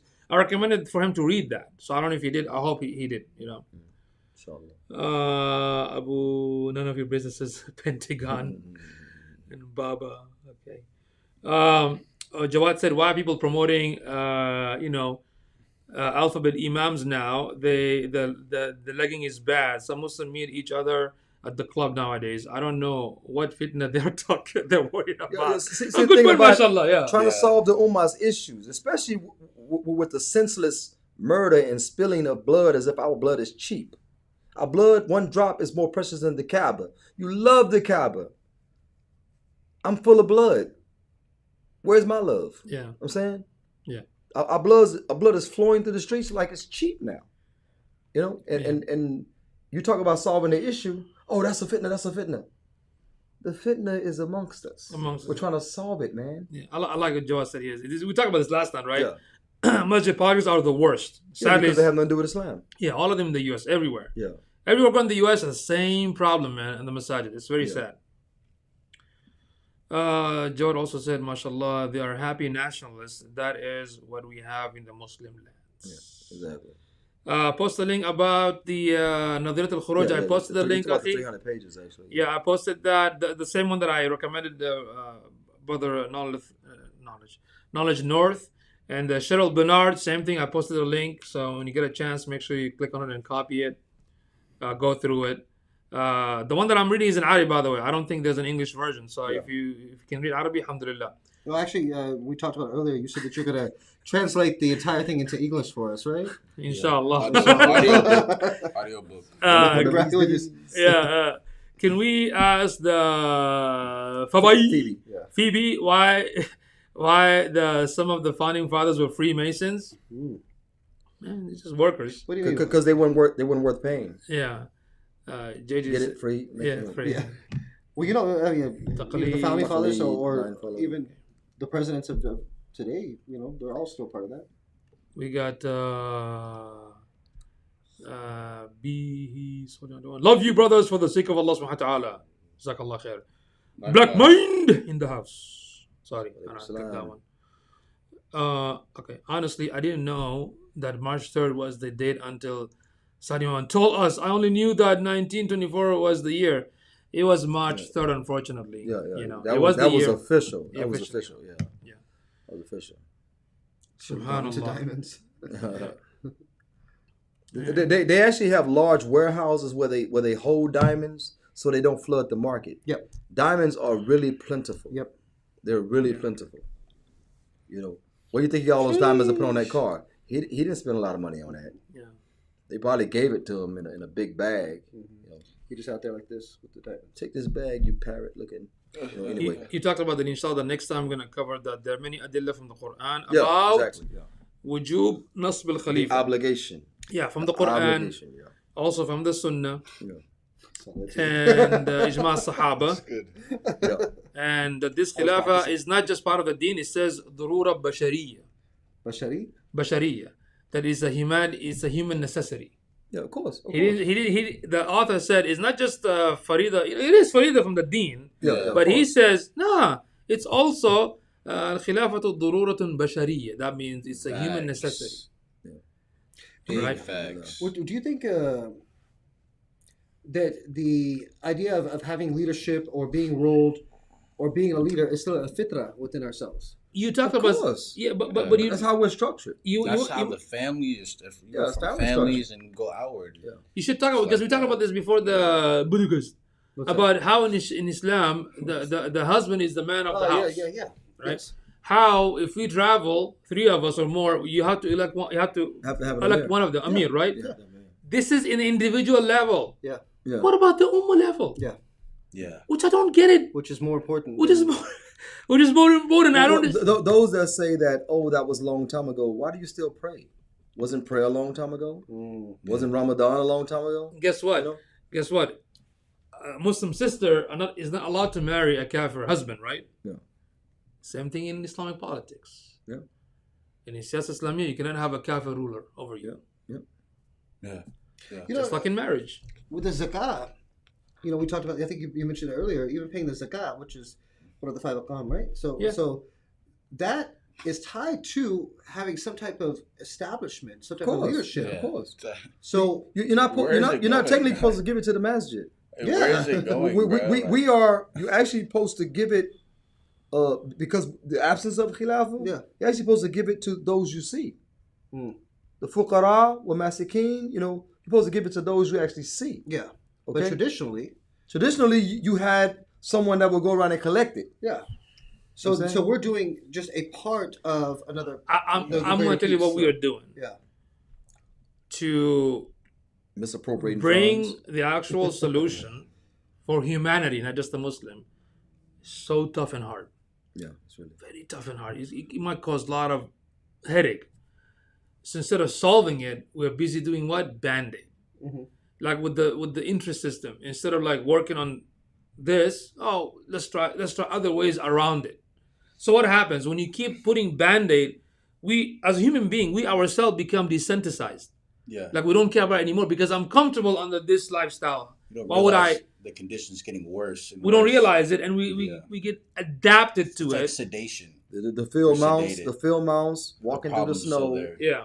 Walked under a bull, and the bull crapped on the field mouse. Poopy. He realized he was in a bunch of BS, but he was warm. Yeah. It's kind of like the pharmaceutical industry. Yeah. They give you a bunch of medicine to not sedate or not the root of the problem, but just dealing with the symptom, but not the root of the symptom. But it won't cure the disease. Exactly. So what's happening when they put all these Band-Aid over and over, you automatically as a human being, like a human nature, you become right? You become what are you laughing at? You become accustomed.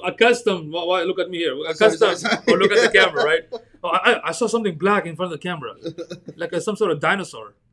Dinosaur? Like a dinosaur. You call him old? Yeah. Wow. What are you laughing at? Why are you laughing at? Look at this guy. Why is laughing?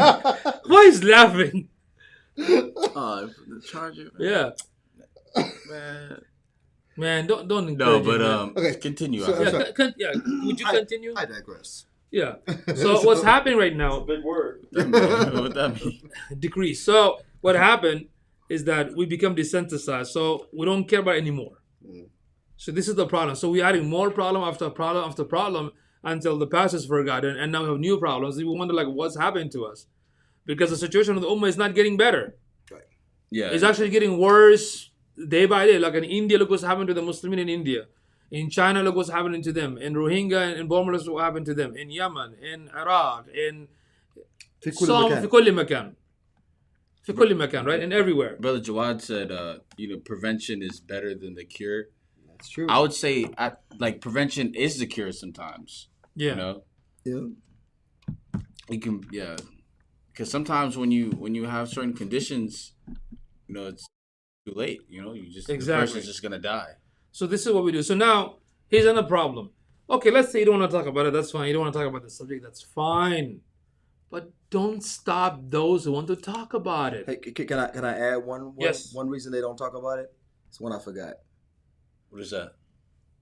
We have developed a system where a lot of the shuyukh that are in the masajid, a lot of the imams in the masajid are only employee status. Yeah. The shura, the emir, the imam, the sheikh is supposed to be over the shura.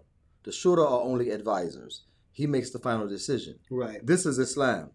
Now, what happens? They bring them in as only employees. Right. The shura becomes king, and the sheikh is just there for aesthetics. Yeah. And that's why he doesn't talk about it, because one famous sheikh here, when he first got to San Antonio, he said, and sisters, don't come to the masjid uncovered. This is the house of Allah. Yeah. Respect the house of Allah. Wear your hijab. The shura approached him afterwards and said, look, we didn't bring you here for Islam. Yeah. We didn't bring you here for that. Stay in your place. I would have quit, man. In addition, I'm telling you, that's exactly what happened. That's a good point here locally. Now internationally, like from the land of concert or whatnot, they actually teach you not to talk about this subject. Yeah.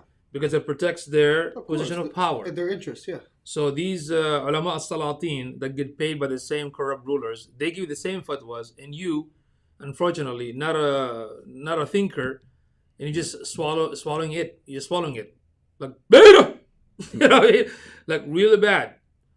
But if you study by yourself, if you look at the tafasir, if you look at the Islamic history, you will find a lot of questions. Yeah. And you have to look at the reality, like really, like what's gonna save the ummah and humanity from all these oppression. Yeah. You can't tell me just dua. Of course, dua has a power, but without action, what's the point? Yeah. So if we care about Muslimin, if we care about human beings, because Islam came for everybody, right? If we care about them, should we not look for a solution? Should we not look for a solution from Islam? Yeah. Should we not look at how Muhammad and the Sahaba, what did they do, right?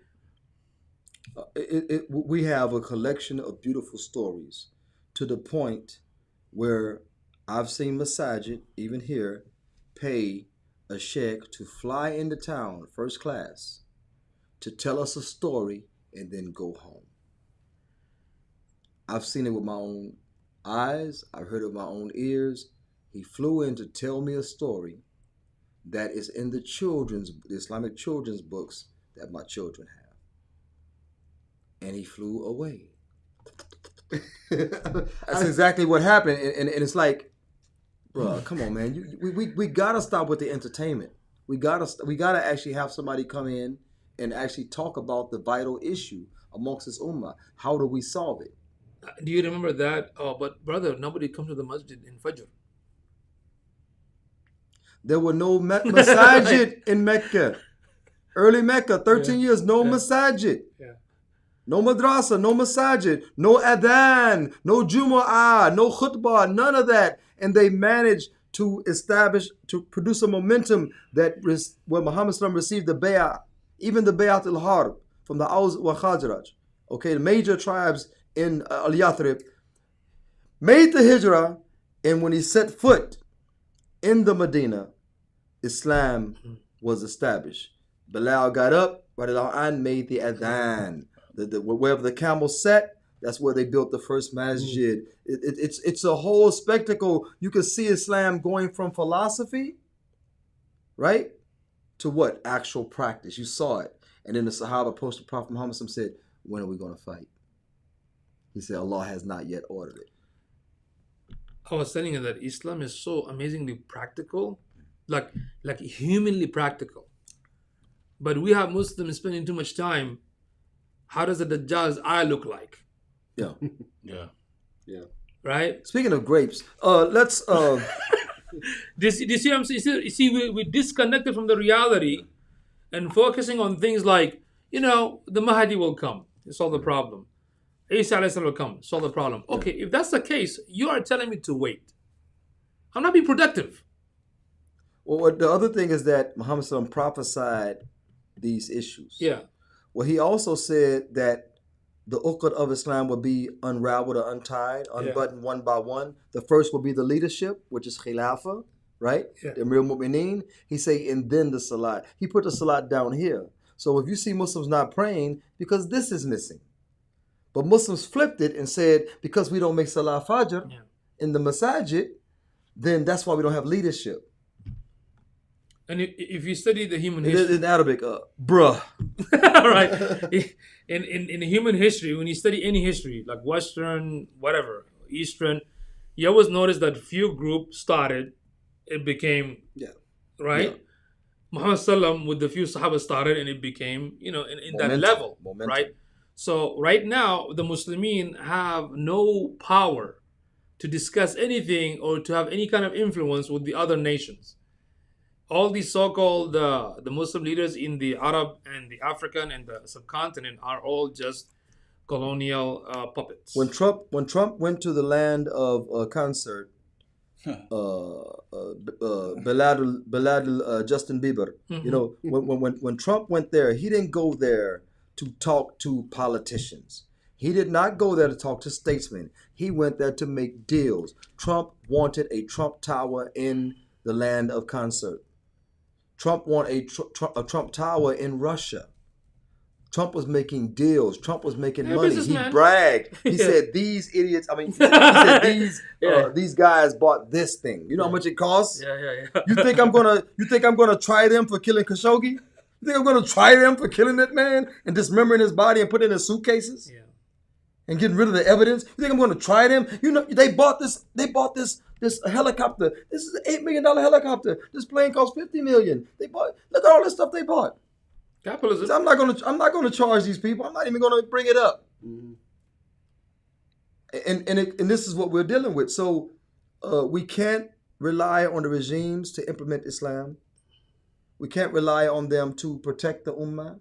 We can't rely on them to handle foreign affairs Islamically. We can't rely on it. What we can rely on is the promise of Allah Ta'ala and the promise of the Rasul Muhammad that was given to him by Angel Jibreel salam, which states that, and then there will be khilafah ala min hajj nabuwa.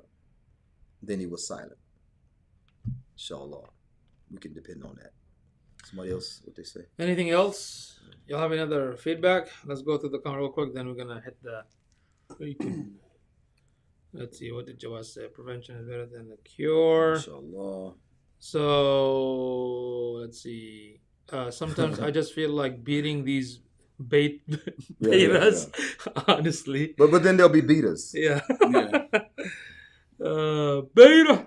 I've seen so many imam leave, get fired, and then a different one comes. Wallahi, I'm part of this a Telegram group that a lot of the good scholars, sincere scholars in the land of, what do you call it?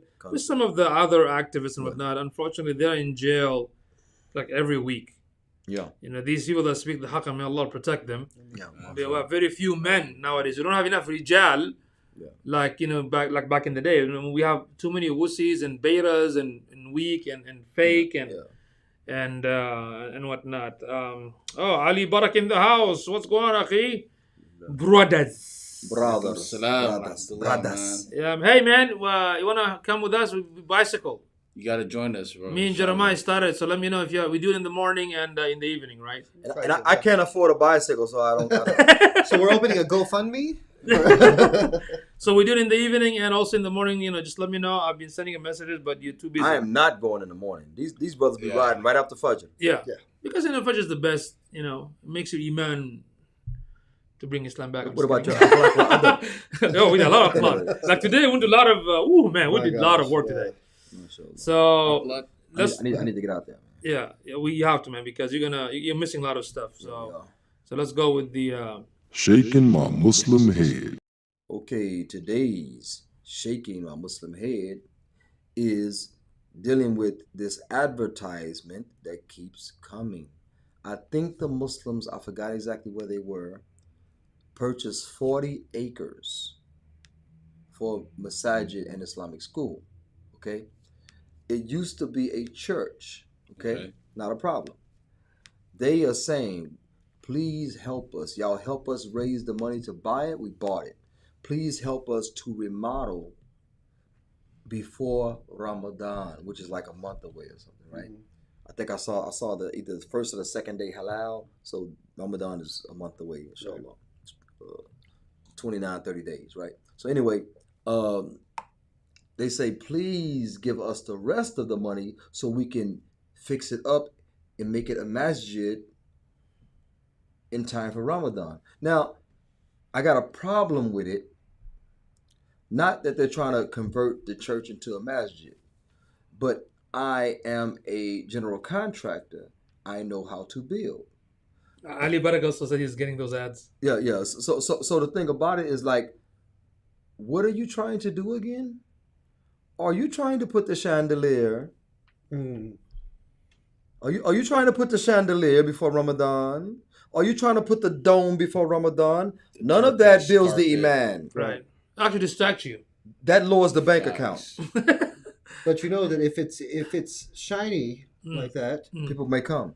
And then people may donate more. MashaAllah, this guy's genius. The American system, capitalism, you know. So. Yeah, MashaAllah. No wonder. So the issue is, I'm trying to figure out, because I'm gonna tell you, you buy this big church, you're trying to convert it to a masjid. I'm gonna tell you, in the prayer hall, it's a lot of space. Mm-hmm. This is what I would suggest to them.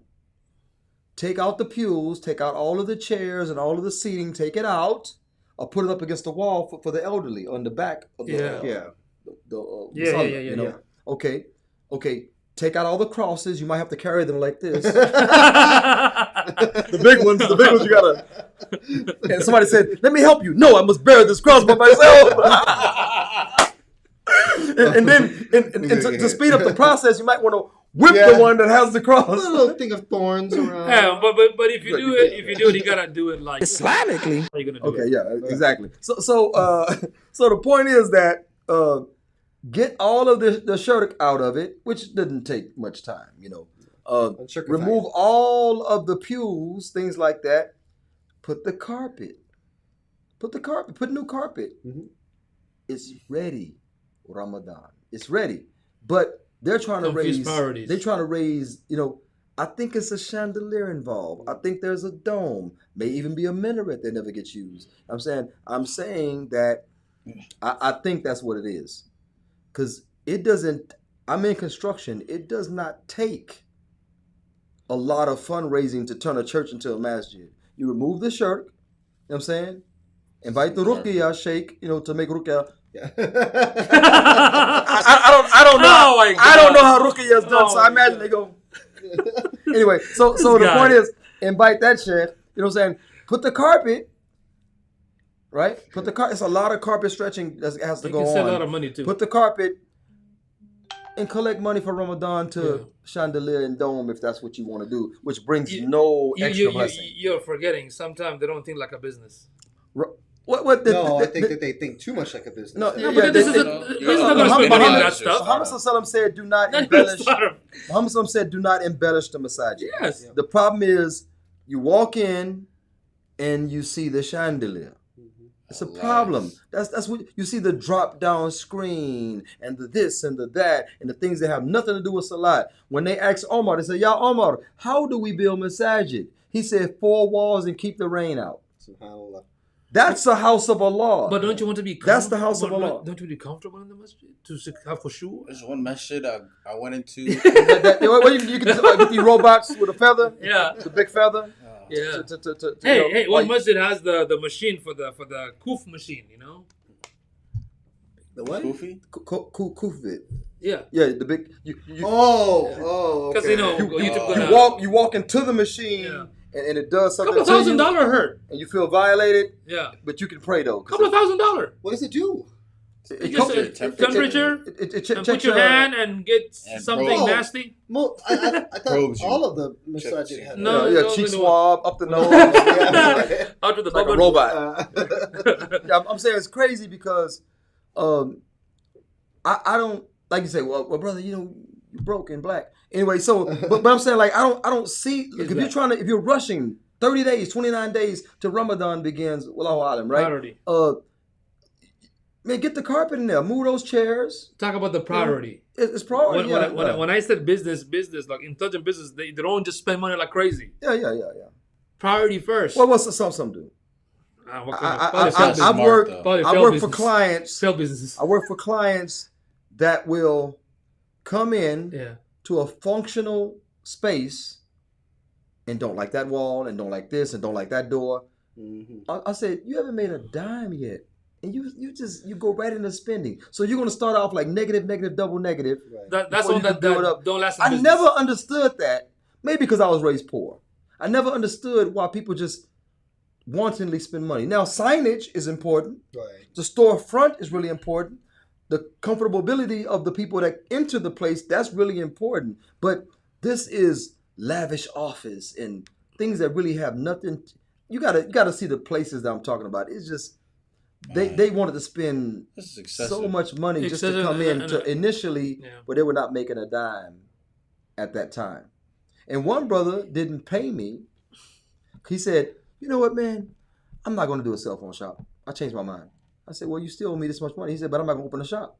I said, "I'm not your partner. I'm a contractor, and you will pay me because I already paid my crew." You know?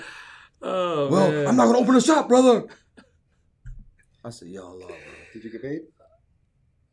I would beat him. No, I'm just kidding. No, I don't think he paid me. He's one of your people over at the Witch Park. He's one of your people. Yeah, that's unfortunate, man. Let's take him to the park. Yeah, so the bicycle in the bush. So I'm just saying the mentality. They go in and spend all this money. I'm saying if you're going to open that masjid, you know they call it KISS. Keep it simple, stupid. Yeah, I'm saying keep it simple.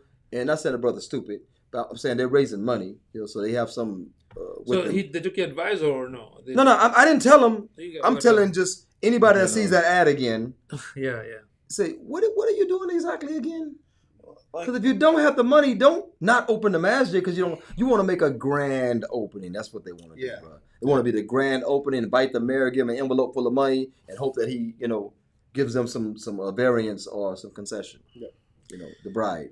So anyway. And for that, we are shaking our Muslim head. I think I say it as a waist out, but nevertheless, 4 walls keep. They don't have to be that big, too. Too late. Muslims like empty anyway. That's exactly what I was just going to say. It's empty all the time. You go to some masajid. I remember going to some masajid. It might be the whole Asr. Yeah, it's the middle prayer, but there's literally be like 4 people. That's it at the masjid. You have to even the Jummah is not full. Huge. Even the Jummah is not full. They're building another window at the same time. Yeah. Trying to raise money to keep building. One of the ayatul You have the library is locked. You got the door for the library locked. You got hundreds of books in the library. Oh, it's locked. Yeah, that's another problem. Adorned game room. No. That Muslims will race each other and build in big lofty masajid, but few would attend. Yeah. Yeah, like the Sheikh Zayed Masjid in UAE. That's a museum. Huge, big. Only one space salah. It's like a museum. Kuffar come and look. It's beautiful. I like it. It's beautiful. But then there's the qabr. The grave I prefer to pray in the mom and pop masajid. Me personally. Me personally. So do I. I feel it there. I'm better than you guys. I'm just spread on the street. I prefer a masjid. I can go in and do push-ups and don't get criticized. Mm-hmm. Yeah. Some archery. Yeah. I say. They used to wrestle and wrestle. Walk around with izar, shirt, chest out. Like a lungi king, right? Lungi. Yeah. Like a lungi king. Yeah. Lungi. But anyway, so mashallah. Tomorrow's topic exactly. Oh man, I don't even know. You haven't chose a topic? No, I did. Oh, okay. But I don't know. Scared me, man. I did, but I don't know. I don't know what I did. Matter of fact, that's my story. I'm sticking to it. but yeah, let me see. What did I put? I don't remember putting it. Oh, here we go. No, man, I ain't even put it. He didn't put it, man. No, but guess what? I have it. Nah. And I just didn't put it up, but I have it. Yeah. Okay, make sure you schedule. So I gotta set the reminder, and the topic is, oh, y'all gonna like this. Well, the brother's gonna like it. Ooh, yeah. Anyway, so it says the female body, the attraction versus the appeal. Ooh yeah.